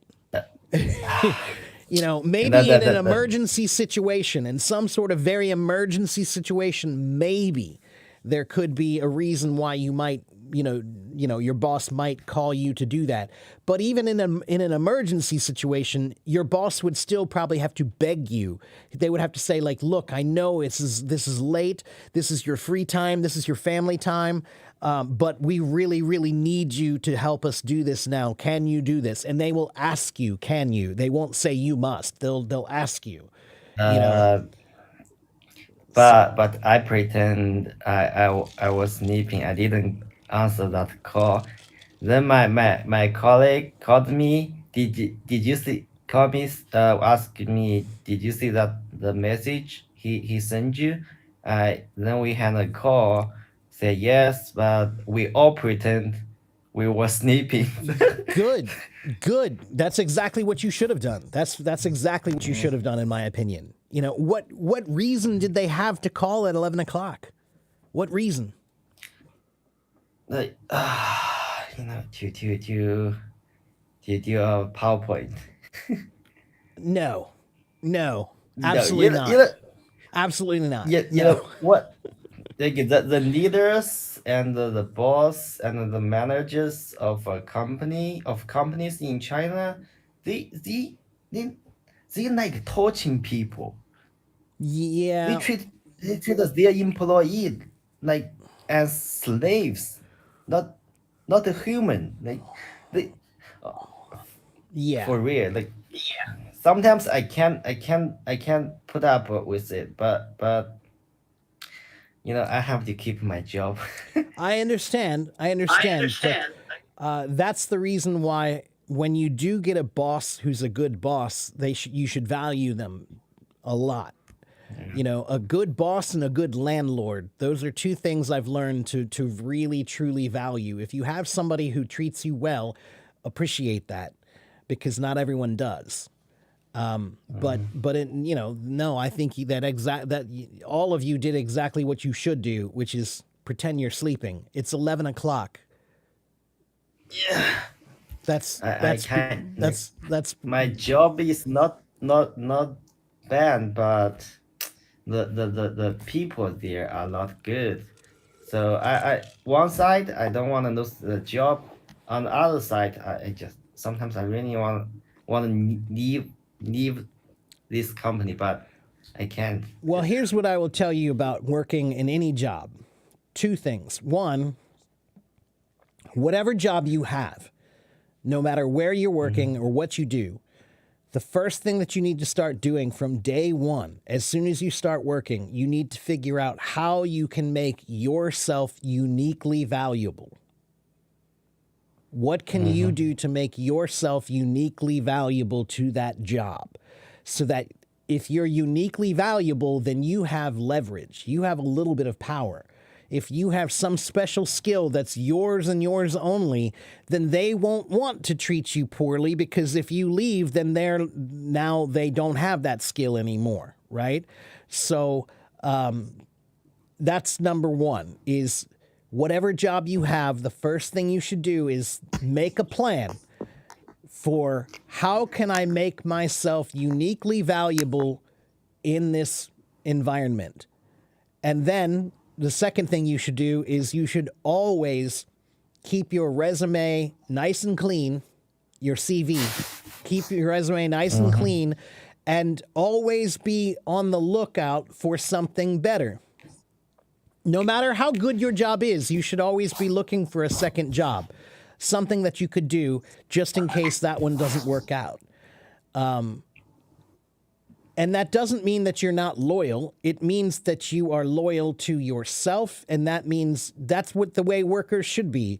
A boss is loyal to themselves only, so be a boss. Be a boss to yourself. When people ask me what my job is, I tell them my job is being me. And your job is being you, Nate. And so you have to be a boss for you. So one, Mark. make yourself uniquely valuable wherever you are. Figure out how you can have some sort of skill that nobody else has at that job, or some sort of angle that nobody else has at that job. And two, always be looking for another company or another place or another thing that you could do that if that job doesn't work out, then you can go there. You should always have a plan B. Mark, but I understand, but it's quite complicated. And Well, sure. I'm not saying it's easy, but I just, marketing is a job that does require some amount of talent or artistic vision, right? It's about being creative. Marketing is about being creative. no, Mark, is not the traditional marketing you thought. It's quite complicated. Okay, how is it different? Like, cause okay, if we want a project, right? Like, if the government want to build a school, okay, like, how to say, a school, like, which is worth of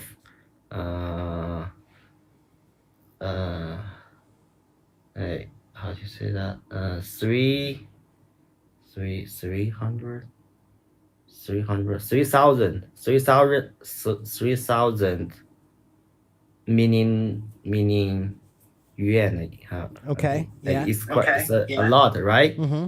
So, but you need our boss need to find someone who can connect the principal. How to say that? That The- you need to maybe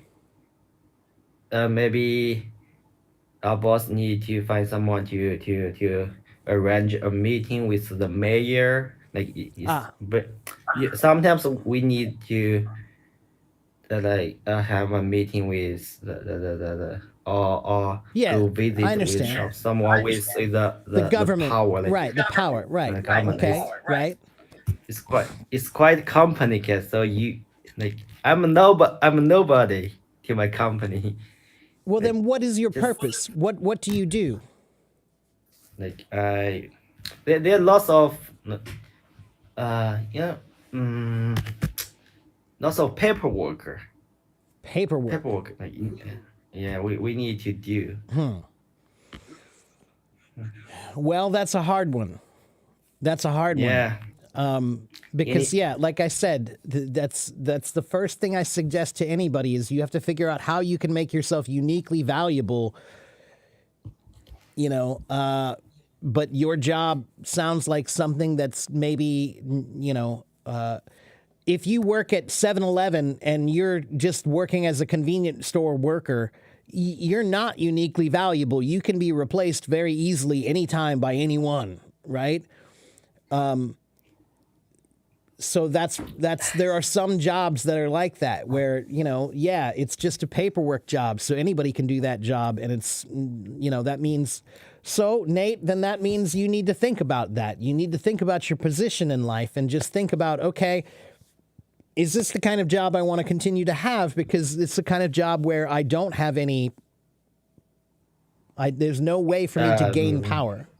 So, But it's a good job. I think it's the best job I can find. But the people there and the whole environment is kind of toxic sometimes. right. But so my plan is to stay here, like maybe for 5 years, to save as Much money. as possible. Should I use many or much? Much, yeah, as possible. Like, Okay, so so if do I that. really can, But then, like I said, you need to think about your position right now. If you're in a position where you feel like you have no leverage, no power, no ability to gain any kind of unique strength there, then that means you need to look and see, okay, in the future. So fine, 5 years, you wanna see what else you can do. So start thinking about that now. And remember what I just said. Whatever job that you're going to do, find something where you can go work a place where you can find some way to be uniquely valuable. That is what you want, is a job where you can be uniquely valuable and have a talent or a skill. Because, for example, there are many English teachers. There are tons of English teachers out there, especially now. This is one of the worst jobs to get now, is being an English teacher, because after COVID, everybody lost their job and they were at home. And so now suddenly there were millions of new English teachers flooding the market, right? So you can find English teachers everywhere now. It's crazy how many people teach English. But I don't worry about that too much, because there are many English teachers, but there aren't too many English teachers who are also musicians. And that makes me unique because I have a unique perspective on language learning. And there aren't too many English teachers who are musicians who speak Chinese. And there aren't too many English teachers who are musicians who speak Chinese who know about world culture. And there aren't too many music teachers or English teachers who know music and Chinese and culture and food. So I have a unique set of skills as a teacher. And that's the reason why people come to watch me. They could watch anybody, but I've found a way to be unique here, right? But when I was teaching in Taiwan and I was teaching at the Bushiban, I had to do whatever they told me to do, the way they wanted me to do it. And it was difficult to, there was one school I worked in there for a year, and I wanted to do things my way, and they wouldn't let me. And they let me go. And that was a lesson I had to learn, that in America, they do kind of usually, if you have the passion to want to do something, they'll let you try. But they don't do that. They don't take risks like that in Taiwan. But then I worked So you at do understand. yeah, I do, right. And so then I worked at a different Bushiban, and the first year that I was there, it was a little difficult, and I had to kind of do things the way they wanted me to. But I kept talking to my boss, and she was pretty nice, and we developed a good relationship together, and she knew that the kids really loved me, and that was valuable to her. So because the kids and the parents valued me, that gave me a little bit more leverage. And so then we talked, and I said, well, I'd like to change this thing and this thing and this thing. And after I gained my leverage, she allowed me to make those changes, and they improved things. So again, she was sorry to see me go. You know, she didn't want me to go when I left. And that's a good position to be in, you know. So yeah, that's why I'm saying whatever job that you get, you need to make yourself uniquely valuable. And you also need to always be looking for a plan B. If you're not your own boss, then you should always be looking for a second job that you could do if they fire you or you lose that job. Because then that's They can't life. fire me. They can't fire you? Well, then that's good, but still, you know what I mean. You know, I think it's just smart. Everybody should always have a plan B. If this job's not there tomorrow for some reason, what am I going to do? You know, if something happened and that job is gone and you don't have a plan B, now you're really in trouble. But if you're prepared for it, if that job goes away for some reason and you have a plan B, then you're not going to worry so much. You go do plan B. Mark, there's how do you say that? Like, people always think there are lots of opportunities out there, but in fact, it's not. But sometimes, like me, just like the most of young people in China, well, we don't know what we want to do. We don't know. Really, for real, we don't know what we want to do. We just like looking for a good job. And then we do that job. We just, you know. I know what you mean, You know but what I I mean. don't agree. I think that there are opportunities, but especially because nobody thinks there are opportunities. When everybody thinks there's no opportunity, that means there are, because everybody's not looking for one. So you just have to be more creative to figure out what that opportunity is. Creativity is the secret of success, and that means you have to look for an option that nobody else sees. It could be sitting right there in front of you, but you just have to be creative and think about what it could be. It's there. But especially these days, because now with the internet, you know, jobs are not so localized anymore. Look, you know, you and I are talking from the other side of the earth right now. So you have the ability to make connections with people all over the world, and that means you're not just confined to your tiny little neighborhood anymore.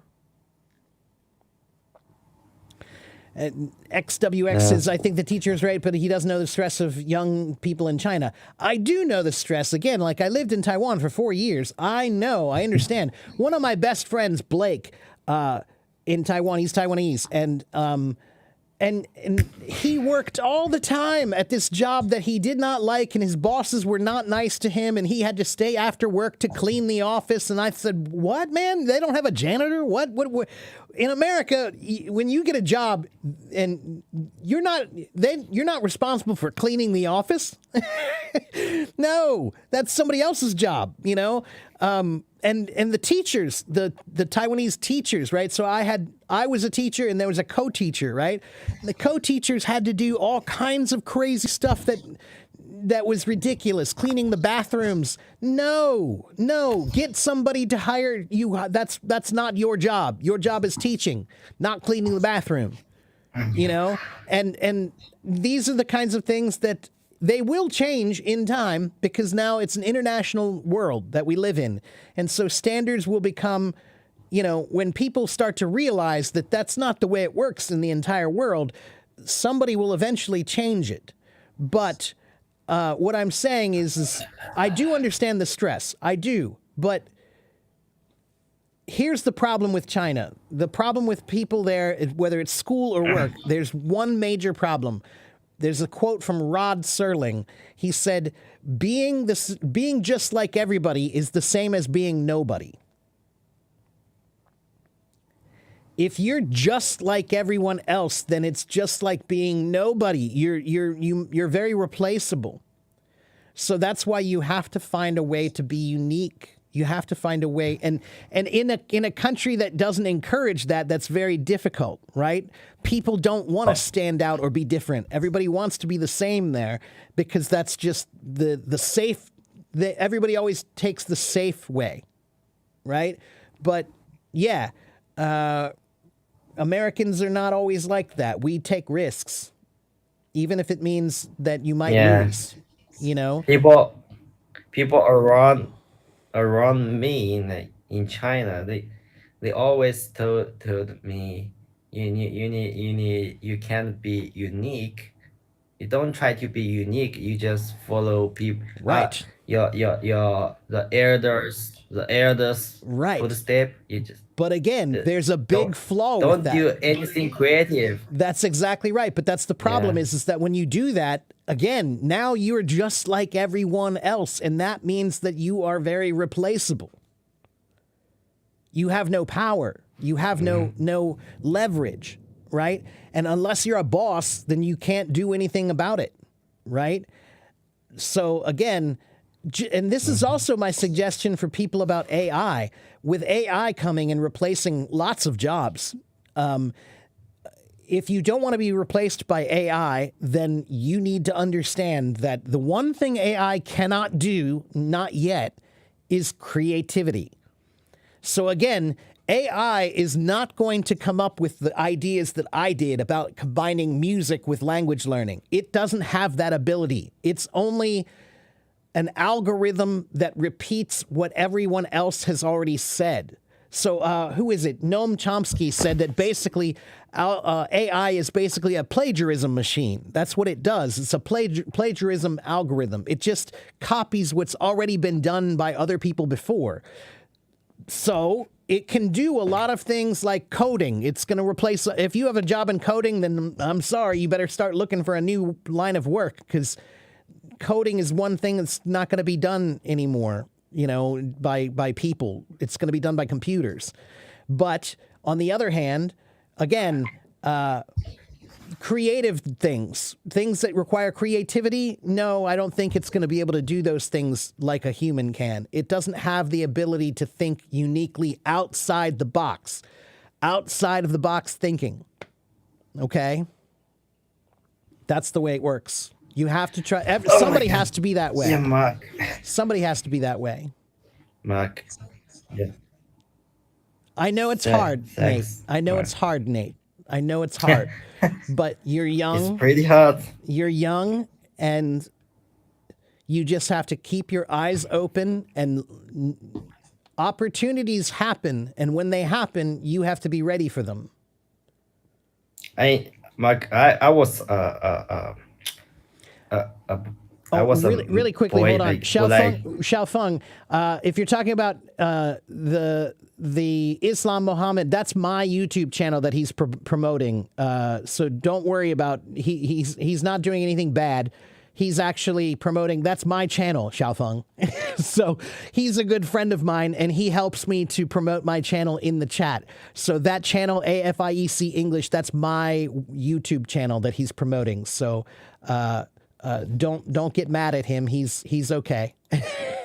Okay, go ahead, Nate. I'm sorry. I just wanted to make sure. No, it's okay, Xiaofeng. I know that you thought maybe he was trying to promote somebody else's channel, but no, that's my channel.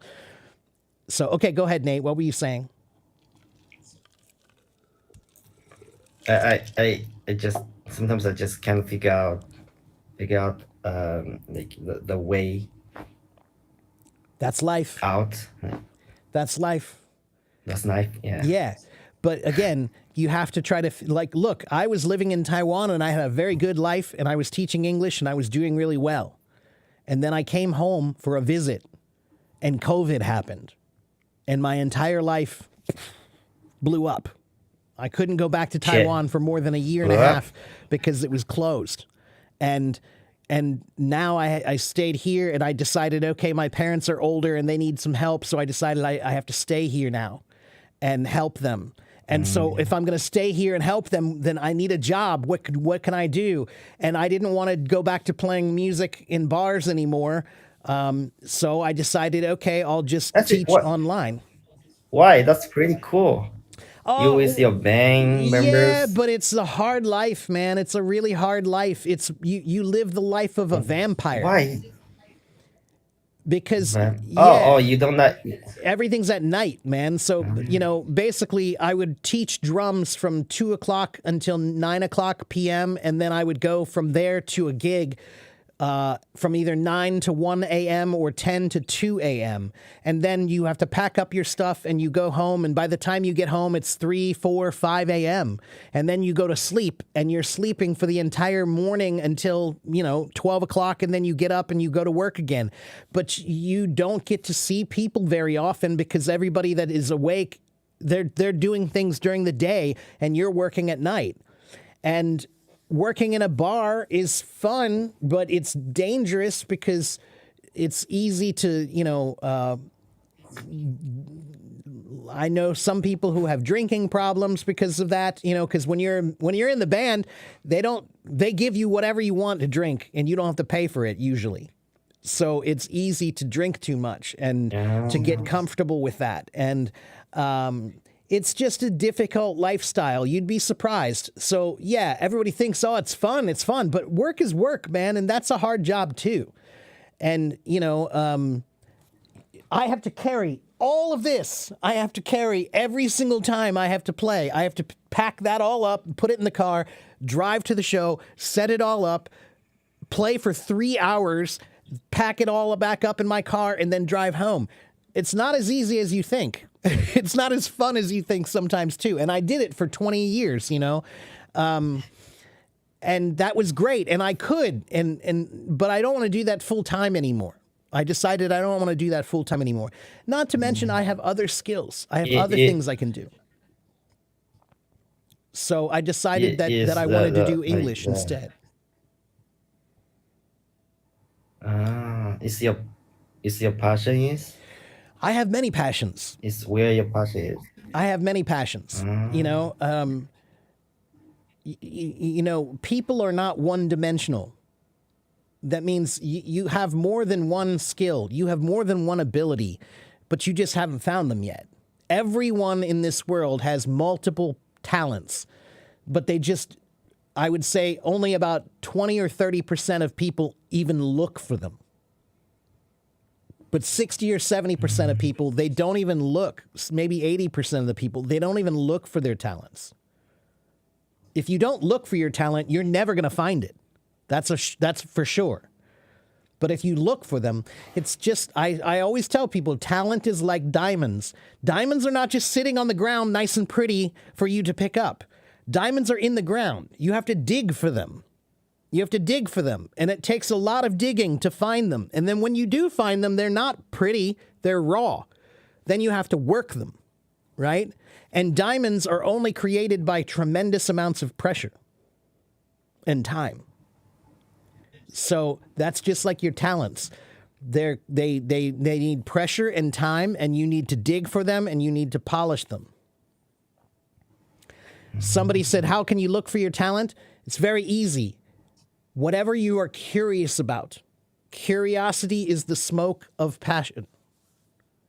Okay, so if you want to find your passions, find your curiosities and follow them. Okay, there's a famous artist named Bob Ross. He used to say, talent is a pursued interest. Talent is a pursued interest. That means that when you see somebody and you say, wow, they're so talented, I wish I could be talented, you could be talented. What you are seeing is a person who they enjoyed doing something, they were curious about something, and then they pushed themselves to do that thing and do that thing and do that thing and do that thing. And eventually, if you do that thing long enough, people look at you and they say, wow, you're so talented. So when I started playing drums, nobody thought I was any good. But now people watch me and they say, wow, he's so talented. When I started teaching, I'm sure nobody thought I was that great, but I've been doing it for a long time now. If you do something long enough, everybody will say you're talented. So the secret of life is you must be curious about things and then you must pursue them, chase after them until you catch them. Everyone Mark, has talents. one more question. Like, I think you are in your 30s.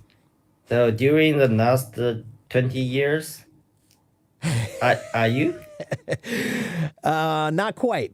I am going to be 49 in September. Oh, okay. You look younger. Well, maybe that's because Okay, I've spent my life trying to do the things I love. So during the last 30 years, like when you were you what did you do when you feel lost and you feel like Well, about, I like, told don't know you, what to do about your future. In 2009, I was a professional musician, a drummer, and I played full time in bands. And I usually worked 4 or 5 nights a week, 6 nights a week in bars, and I taught drums 5-6 days a week. And I did that for many years. And eventually, any job, if you do it long enough, eventually you're going to get a bit tired of it, or you're going to feel like you're stressed out or burned out. We call it burnout. Okay. And I felt burned out. I was really, really burned out. And a friend of mine was in Taiwan and he said, hey man, just, come over here and just, you can sleep on my couch and see what it's like over here. And maybe when you see a completely new place, it'll change your mind and you'll just feel fresh again. And so I did. I dropped everything and I flew over there, and it was a huge risk.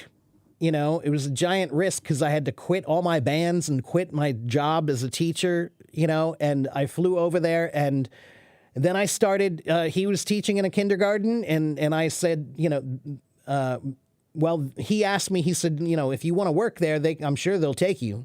Because at that time, if you were an American and you were white, it didn't matter if you had any background as a teacher at all, they would let you teach. Now it's a little different.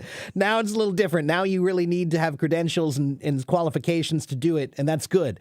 But I was lucky. I got into it at a time when they just wanted you, if you were excited about teaching, they would let you teach. And fortunately, I care about teaching, and I was a teacher. I was a drum teacher. Being a teacher is being a teacher. It doesn't really matter what you teach. But I started teaching English, and it was something new and something different, and I loved Taiwan and the change of life and lifestyle and pace, and things were just very different. So I took a giant leap, and sometimes that's what you have to be willing to do. Again, it was an opportunity that was there, and if I hadn't taken it, then I would be, in a bad situation. So I started teaching English in 2009, And then I was there for about 6 months, and then I had to come back here for some family stuff. And when I came back, I decided, okay, well, I really like that. So I went back to teaching drums and playing music, but I also got my certification as an English teacher. And I decided I'm going back as soon as I possibly can. And I did. And I lived there from 2016 to 2020 teaching English. And yeah, and now here I am. So you just have to be willing to try to figure out how you can, they say when life gives you lemons, make lemonade. Yeah. Yeah. There's always, I should- when you take a risk, it's a big, it's a risk. When you take a big risk like that, there's a chance it won't work out, but you'll never know unless you try. Yeah. Good point. And, sometimes people are just, the difference between success and lack of success sometimes is just a matter of somebody who's willing to take a risk and who isn't.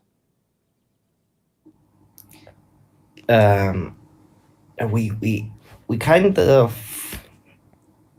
of afraid of losing, to be a loser. If I quit my job, if I just tell everyone I don't want to do anything, I just want to do whatever what I want. People, all my friends, my relatives, my family will ask me, why do you do that? When I, so now you don't have a job, you don't have ambitions, you just want to be a loser. Why you Well, wanna do nobody. that? Okay, so yeah, Nate, you're right. Whenever you take a big chance, there are always going to be people who are pessimistic. Especially family. Friends shouldn't be that way. If they're your friends, they should support you.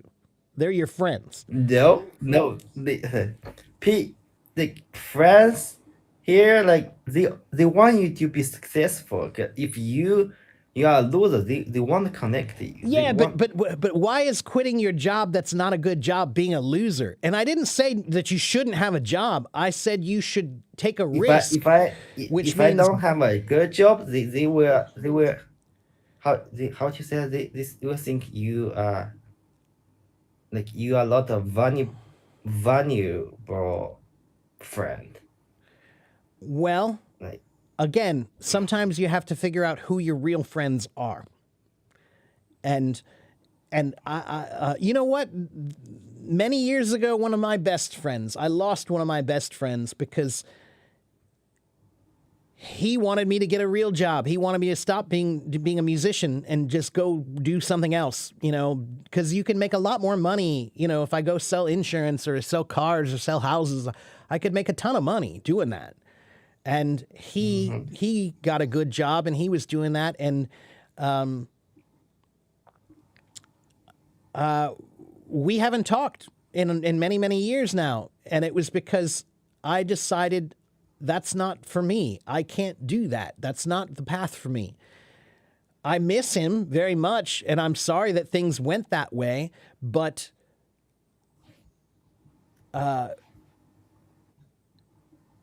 that's the risk that you take sometimes, and you have to be willing to be bold. And being bold means maybe being alone when you make your risks. Not everybody's going to support you, but some people should. And here's what I almost guarantee, Nate. Here's what happens. There's always at least one person who wants to do exactly what you're doing. If you decide to take that risk, there's always somebody who's like, oh man, I can't believe he did it. Man, maybe I can do it too. Like good for him. Like he'll come out, you'll think he's going to say, no, man, don't do that. But he'll actually be like, oh man, I'm so glad you did that because now I've been thinking about do that too. And now I feel like maybe I can. So, again, I know that that's the way it is there, man, but that's why That's why it's so important for you to consider these things, and you need to just remember that if everybody's playing that same game, then you have to find a different game to play. Things are always going to be the same if you keep playing the same game. But if you find a different game to play, you can change. You have to find a different game to play, man.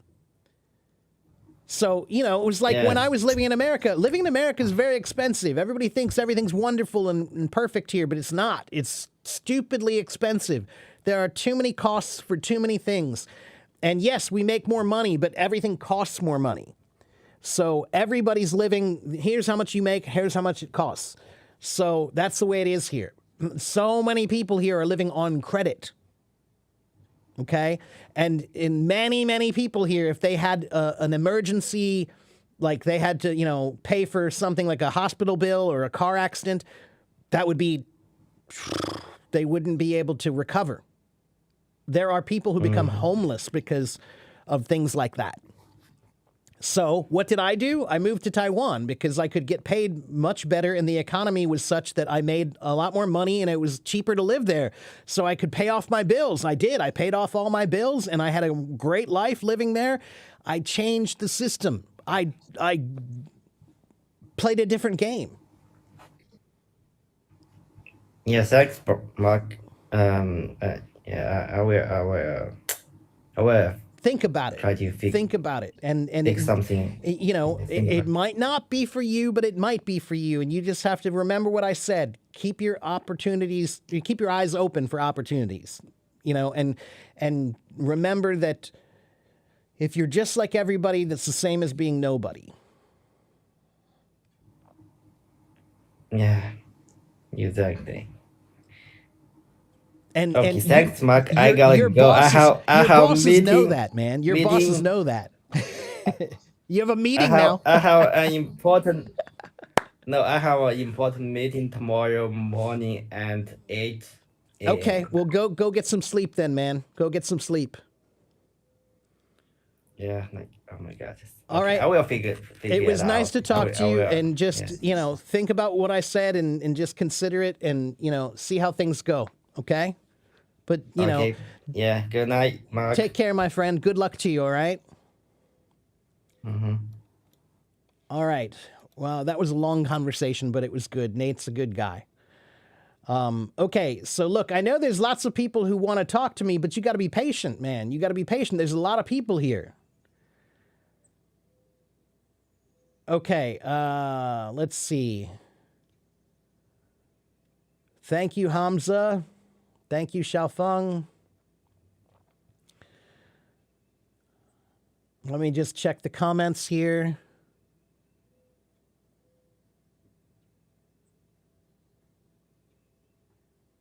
I look like Frank from Shameless. I don't think that's a very big compliment, but okay.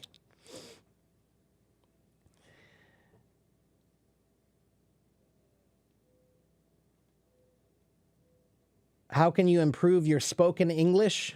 Well, you need to speak more, Jeremy. There are 4 steps that you can use to practice your English. 1, try to find a native speaker to practice with. If you're in a big city, if you're living in Shanghai or Beijing or Shenzhen or Hong Kong or something, there are plenty of foreigners there, but you have to find them. How can you find them? It's very easy.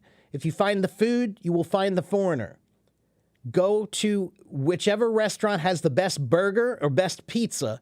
Find out which one has the best burger and best pizza in your city, and go there on a Friday night or a Saturday afternoon, and there will be foreigners there, and you can talk to them. Okay? You can say, hey, can I buy you a beer or buy you some French fries, and practice my English. Okay? That's step 1. Or if you're on HelloTalk, there are lots of people you can talk to on HelloTalk, but pay attention. Everyone, pay attention right now. I'm going to tell you how you're using this app incorrectly. 95% of the people who download this app don't know how to use it well. And there's one simple reason why. You're lazy. You're lazy, you're lazy, you're lazy. What do I mean? I'll tell you what I mean. There are people who want to talk to you, but if you just do this, if you just send one of these waves on HelloTalk, nobody's going to reply to that. Why do you think someone's going to reply to you if you just wave to them? No, it's not good enough. If you want to talk to somebody, one, you must learn how to introduce yourself and be interesting. If you say, hello, my name is blah, blah, blah, will you teach me English? No one is going to reply to you. No one is going to reply to you. This is not a business deal, one. And two, HelloTalk is not an app for you to find a free teacher. No, that is not what this app is for. This app is to find friends. Friends who will help you.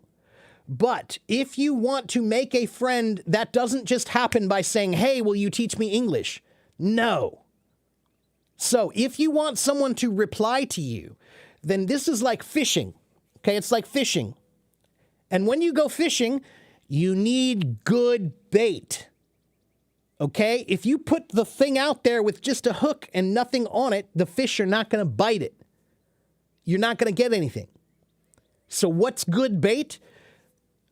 A good introduction and a good question.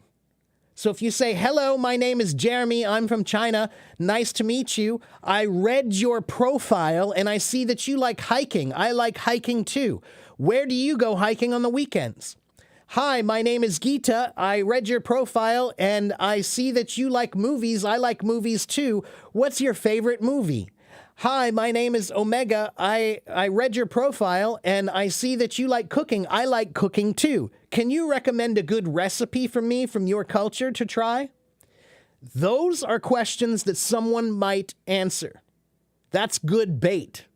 And then the second part of fishing, you can't just throw it out once. You have to throw out the line hundreds of times to catch 10 fish. So, if you want to talk to people on HelloTalk, you must send many, many, many messages to many people. And your message must have a good introduction and a good question that has something to do with them. Read their profile. It bothers me when people just say, you know, are you a teacher? It says it right there in my name, Teacher Mark. Yeah, I'm a teacher. And, you know, it's silly when you don't take 2 minutes to read the profile. So that's why I'm saying 95% of the people who use this app don't have success finding a partner. And it's only because they're lazy. They think that they're going to get people to help them if they just wave. Or if they just say, hey, will you teach me English? No. No, I will not. No, nobody else will either. If you want someone to help you, you must make a friend first. And friends, they want to help you. So start with making a friend, and then you can start asking questions. Don't just turn this into a business deal. It's not that way. It's not going to work. Understand? So that's step one. Try to find a native speaker. Step two, if you can't find a native speaker, find a non-native speaker, somebody like you, Jeremy. So who is living in your city who also wants to practice their English? Practice with them. There are often English practice groups. If you're living in a big city, go look online and see if there's a group that gets together at a cafe or a restaurant every week to practice speaking English. I found them lots of places in the world. Okay? That's step two. Find a non-native speaker and practice with them. And no, it's not as good as practicing with a native speaker, but their grammar might be better than yours. Their vocabulary might be better than yours. Their pronunciation might be better than yours. So it's still valuable. Okay? Three, if you can't find a native speaker and you can't find a non-native speaker, find someone who knows nothing at all and teach them what you know. Teaching is one of the best forms of practice that you can do, because when you teach someone, you have to explain to them what you know. And maybe you can't explain it very well, which means you don't know it very well yourself. If you have one student, that's great. If you have 3 students, that's amazing. If you have 5 students, your English is going to improve dramatically very quickly. Okay? And finally, step 4, if you can't find a native speaker and you can't find a non-native speaker and you can't find someone to teach, okay?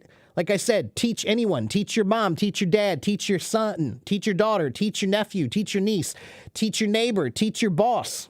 Teach someone. Teach the guy sitting next to you on the bus. Doesn't matter. But if you can't find someone to teach, then practice with yourself. Watch TV and talk about what you're seeing in English with yourself. Talk to the mirror, talk to the wall, talk to your dog. The point is that you must talk if you want to improve your speaking. Okay? So there's the 4 steps of speaking practice. Okay? And remember, hello, my name is blah, blah, blah. I read your profile and I see that you like this. I like this too. That's how you're going to get someone to talk to you. Okay?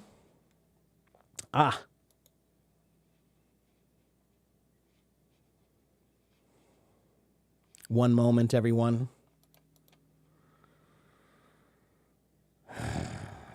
Why am I still having internet problems? Oh, here I am. I'm back. Sorry. Okay. Anyway, I hope you guys heard what I was talking about.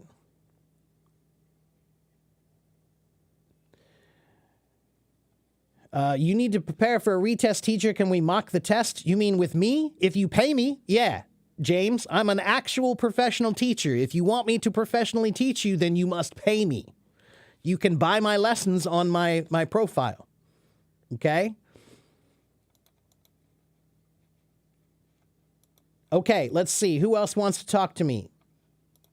Hold on a minute. James wants to talk to me, but let me make sure I didn't miss any comments first. Hello, hold on. There we go.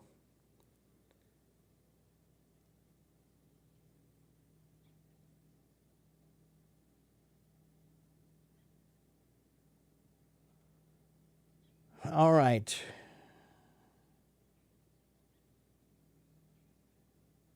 You're welcome, Jeremy. That's right, fishing. If you just wave, no one's going to reply. Okay?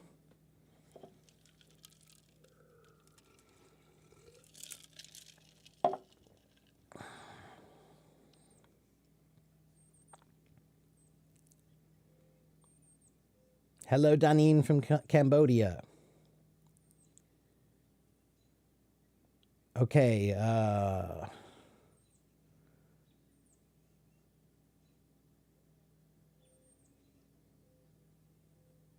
yeah, I don't know why my internet is bad the last few days. I upgraded my internet. It shouldn't be doing that anymore, but I guess it still has problems every once in a while.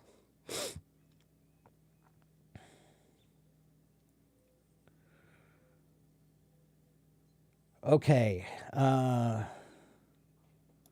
You want to make some English-speaking friends who can video chat. Okay, James, I understand that that's what you want. But you have to earn it. It's not just going to fall in your lap. Understand, James? To make a friend, friends are valuable. Do we agree? Friends are valuable, right? If friends are valuable, then you have to work for them. You have to earn them. You're not just going to get one unless you pay for one. You can pay for friends if you want to pay for friends, but if you want a friend who will speak to you on video chat, then you must be willing to earn their friendship, and that takes time. Okay? That's why I said most people here are just too lazy.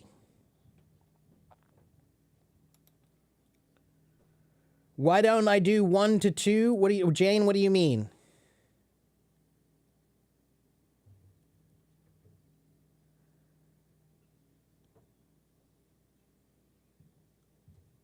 What made me become a teacher? Well, I started teaching drums when I was 18, and I just like teaching. The truth is that I had a lot of difficulty learning in school because my brain is a little different than a lot of other people. So when I was trying to learn in school, I didn't learn very well. But after I got out of school and I learned what my issues were and I had to figure it out for myself, I learned how to learn better. And by learning how to learn, that made me a good teacher because now I know how to explain things to people. So I started teaching drums when I was 18.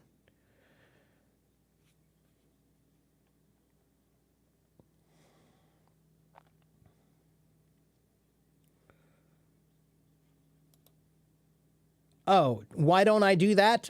Well, Jane, I don't do that because I just don't do that. There's only one-on-one on Hello Talk. There is no other option, just one-on-one. Hello, Daniel, sorry. I'm doing okay. I don't feel really great, but I'm here. Okay, let's see. Is James is still there? Let's talk to James. Let's see how I can help James. And then I need to take a break because it's already 2.5 hours. Hello, James. James, I can't hear you. James, your microphone's not on, James. James, hello, James. I can't hear you. I can't hear you. Your microphone. I think you need to go into Hello Talk and give Hello Talk permission to use your microphone.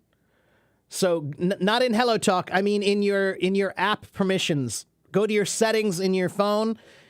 Go to your settings in your phone, and then you can tell your phone that you want Hello Talk to use the microphone. Oh, there you go. I think I heard you. Oh, there we are. yeah. There it is. You can hear me? Yes, now I can hear you. Okay. Oh, yeah. I want to introduce myself because this year I passed a test for Peking University. Do you know? Sure. Yeah. So I'm preparing for the interview about on the January about the 20 years after. Okay. So I want to have your class or buy your class for some exercise my English speaking. As you can see, my English spoken is very poor. Well, you just need more practice. Yeah. I need the confidence. Well, confidence is definitely important, but practice is practice is practice. So Bruce Lee, do you know who Bruce Lee is? Kung Fu, right? Yeah. You know what? He's one of my idols, and he says, "I don't fear the man who kicked 10,000 kicks. I don't fear the man who kicked 10,000 kicks, but I do fear the man who kicked one kick 10,000 times." The point of that is you need to understand what practice really means. So unfortunately, most people, when they learn a language, they just don't understand how much practice you really need to do if you want to improve. Great. If you're only practicing an hour a day, that's not really enough. It's not. Not if you want to do well. Okay? That's why I'm a musician. And musicians, they practice for thousands and thousands of hours. Yeah, I'm a drummer too. Oh, well, great. Okay, well, then we have a lot to talk about. So, yeah, to become a great drummer, you have to practice for thousands and thousands of hours. So great. Then you have to understand the same thing is true with language learning. You have to put in much more time than people think. So that's why I gave you those 4 steps for speaking practice. If you follow those 4 steps, you have no excuses. You will practice enough. There are 4 different ways that you can practice speaking. And you'll always be able to do one of them. Okay, if you can't find a native speaker, find a non-native speaker. If you can't find a non-native speaker, find someone to teach. If you can't find someone to teach, practice with yourself. Yeah, okay? So can you introduce your class? Sure. Well, so here's the thing. Right now, I need to open up some more time slots on my Hello Talk calendar for teaching, which I'll do later today. But in the next few weeks, I'm moving all of my lessons off of Hello Talk, and I have my own website coming. And once my website is available, then you can book my lessons there. And you can get half-an-hour lessons, or you can get hour lessons, or I will have some group lessons available too for people who some people can't afford my price for my half an hour or my hour lessons. But the group classes, I'm going to start by doing a group of 10 students for 1 hour, and it's only $5. So that's pretty cheap. Oh, yeah. And that's a conversation class mostly. So I'll have 10 people, I'll choose a topic, and I will encourage everyone to talk about it, right? So I will, ask a question about, tell me, what do you think about music? What's your favorite music? Is music important? And I'll ask everybody to answer. Do you think music is important? Why or why not? Or I'll say, my favorite the musician is Linkin Park. Do you know? Sure, of course. Yeah. They're very popular in all of Asia. Yeah, great. And the drummer is so cool. The band drummer is so cool. So today I want to talk with you more about what can I do to improve my English speaking about the next 15 days. So the interview is very important to me, and there will be about 5 to 8 teachers to interview me about some introduce myself, my special course, and some my major in the computer. Okay, so I can tell you what you need to do. You need to learn how to think in English.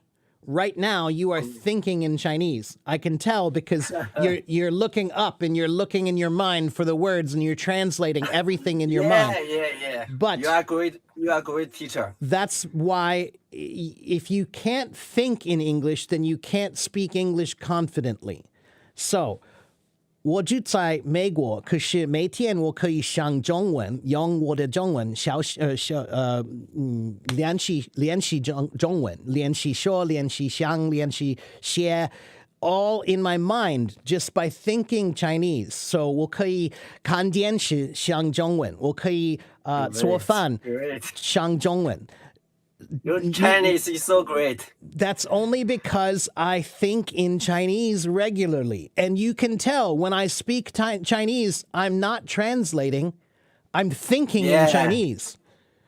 There's a difference. So that's what you need to do is you need to learn how to think all the things that they're going to ask you.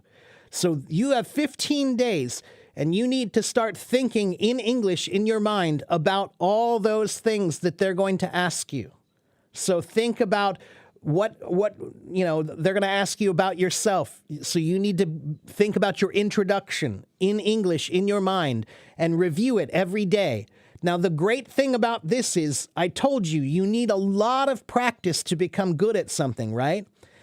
Yeah. But if you only practice for 1 hour or 2 hours every day on your writing and your reading and your listening and your speaking, that's still going to take you many years to improve. But if you learn how to think in that language, you can think in that language all day. Right? So you can live your life. You can live your life normally. You can watch TV and think in English. You can watch movies and think in English. You can make your dinner and think in English. You can go shopping and think in English. And that is practice. You're just doing your life. You're living your normal life. I'm not asking you to change anything about your life. I'm only asking you to change what language you think about when you do it. I understand. Okay? Yeah. Now, it would be much better if I had people to practice with, but I don't. But still, thinking in that language is the secret. Thinking, thinking, thinking. There are not 4 parts of language learning. It's not just reading, writing, listening, and speaking. It's reading, writing, listening, speaking, and thinking. Oh. Okay? I know. So, and they never tell you about this. There are no books that tell you about this, but it's very important. Yeah. Yeah. It's the most I'm important part. I'm so good at the how to solve the English question, such as the test, such as the English test. This is my so good at it. Okay. But yeah, but how to really speak with somebody is very difficult for That's me. very common in China. Almost everybody in China, they can pass the test, but their ability to use the language is not very good. Yeah. So I really need to improve my English in the so closely day. Well, then start thinking. Start thinking. And do you think if I buy your class is helpful to me? Sure. Yeah, absolutely. I can help you with your pronunciation. I can help you with your grammar. I can help you with your thinking in English. I can help you with your vocabulary. Sure, of course. Okay, and the class times. Well, I'll open up my schedule here in later today, and you can take a look at my calendar and see. It is a little bit difficult because we're on the other side of the planet, right? So usually my class times for people in China, it's usually your morning, my evening. Okay. Yeah. So if you can't do that, then I might be able to make a change. But for example, most mornings, Monday, Tuesday, Wednesday, Thursday, Friday, I do live streams. So I don't have time to teach because I'm here. I'm here doing this, right? But in my evening, that's your morning, and then I'm free. Okay? So I will have the classes in this app.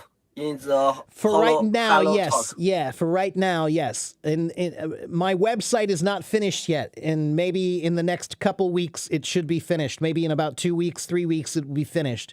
And then once my website is finished, I want to move all my lessons over to my website. And it'll still be easy. You can still do the same thing. You can book your lessons there, and it's easy to pay. Anybody in the world can pay me. There are many different ways. You can use WeChat Pay or whatever you want to use. And yeah, it'll all be on my own personal website instead of on HelloTalk. Oh, I understand. My English listening is okay, but my speaking is bad. You just need to keep practicing. Okay. So that's my question all, and I want to give this opportunity to others. Okay. Can you understand? Yeah, of course. I understand. Yeah. We'll take the And after this talk, I will buy your class. And, okay. Wait until it's your nighttime, so wait until tomorrow morning. I'll open up my calendar later today. And so when you wake up in the morning, you'll see my calendar for this week and you can buy some lessons and schedule them, okay? Okay, I understand. Yeah. All right. Well, James, good luck to you and I'll see you soon, hopefully, okay? Okay. Take Bye. care. Bye-bye. Okay. Yeah, listen, everybody, I'm going to need to take a break soon because I'm running out of steam. Let me make sure I didn't miss any comments or questions here, really. Thank you, Daniel. Why am I so cute? It's just how I work, you can thank my mom for that. And I'm not offended by the word cute. It doesn't bother me. Cute, whatever.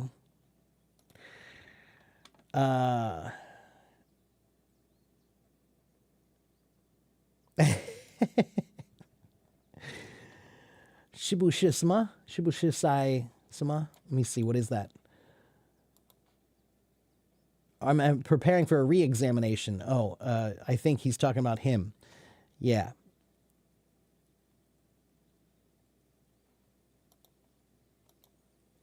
Yeah, cute. Sometimes they use that word for kids, but actually, Saeed, it's a cultural thing.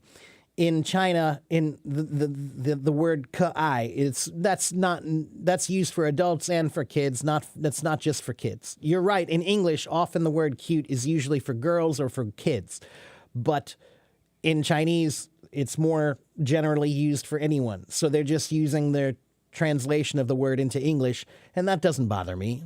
Besides, I am kind of cute.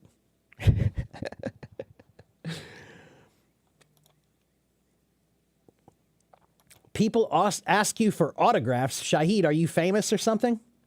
Why are people asking you for autographs? Thank you, Jeremy. Thank you, Daniel. I do my best to make people comfortable, yes. If you go to my profile, you can buy my lessons. Right now, I didn't open my calendar for this week, so there's no times that you can schedule yet, but I'll open it later so that you can schedule your lessons. But you can go ahead and buy them and schedule them later, okay? All right. And yes, don't forget to go to my YouTube channel and subscribe to my YouTube channel. There's lots of videos you can watch there too, okay? How can you solve your Chinese accent problem? Well, Jeremy, I have lots of videos about that on my YouTube channel, or you can get lessons with me, and I have a lot of tips about how you can improve your Chinese accent.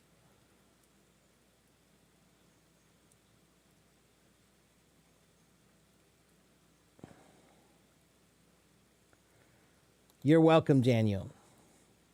I should thank my father? Yeah, okay, I'll thank him too. How to sleep 8 hours sleep in 2 hours? You can't, Shahid.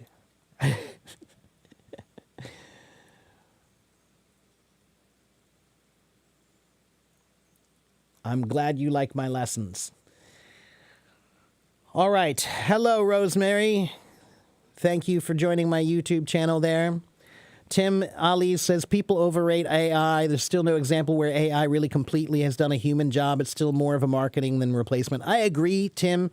I mean, except for coding. It is replacing some coding jobs because coding is just coding. It's not really a talent-based thing. So it's kind of like data entry. It could do that too, you know, and editing. You know, it's good at certain things that are basic algorithmic skills, right?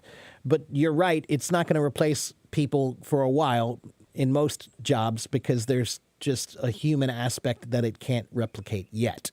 Not yet.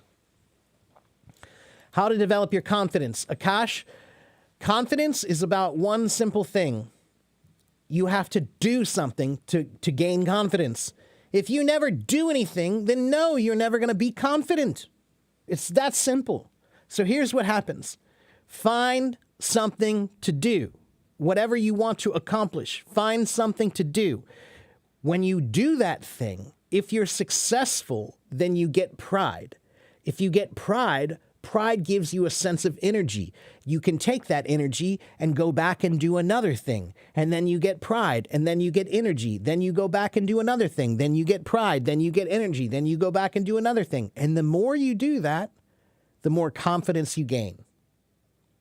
So if you never ever try to do anything, then you will never be confident. Being confident means taking a risk and trying something. And sometimes you might fail. But if you don't quit, then you don't fail.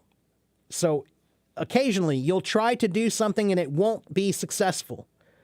That doesn't mean you failed. You just have to go back and try again. Okay? There's only one way to fail. If you quit, then you fail. And yes, Ryan, all of my Hello Talk streams are live on YouTube at the same time. So that's why you can go to my YouTube channel and follow there, and there's no time limit. Hello, Bellandir. Good to see you. How are you? Oh, okay. Okay, yeah. Listen, everybody. It's I've been on here for almost 3 hours, 2 hours and 45 minutes, and I need to take a break. I've been talking a lot, and my brain hurts. So, yeah. I am pretty tired today, so I think I'm going to need to rest the rest of the day. I was thinking about maybe doing a voice room later, but I don't know. Like I said, I don't feel really well. I don't really know why I don't feel well, but I don't feel really well. So maybe I'll be back later, but probably not. But I will be back tomorrow, assumedly. Yes, Bella, it's time for me to take a break. Yeah, I need to take a break. So please make sure you follow my YouTube channel. That's the secret of me being here, okay? If you want me to be here, you've got to follow my YouTube, okay? I don't make any money on Hello Talk when I do these things.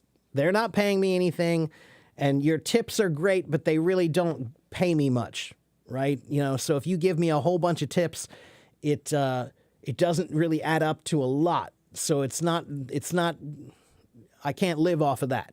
Okay. When you give me tips, it's barely enough for me to buy a McDonald's meal. All right. But if you go to my YouTube, if I get that going more, then I will make money on YouTube and I'll be able to start, you know, actually earning a living doing this. All right. Soup. There are many people I know from China who are following me on YouTube. I don't know how they do it. 我觉得这是魔法。他们用魔法，你也可以用魔法。All right? It's possible. I don't know how. You have to ask somebody. Yeah, magic.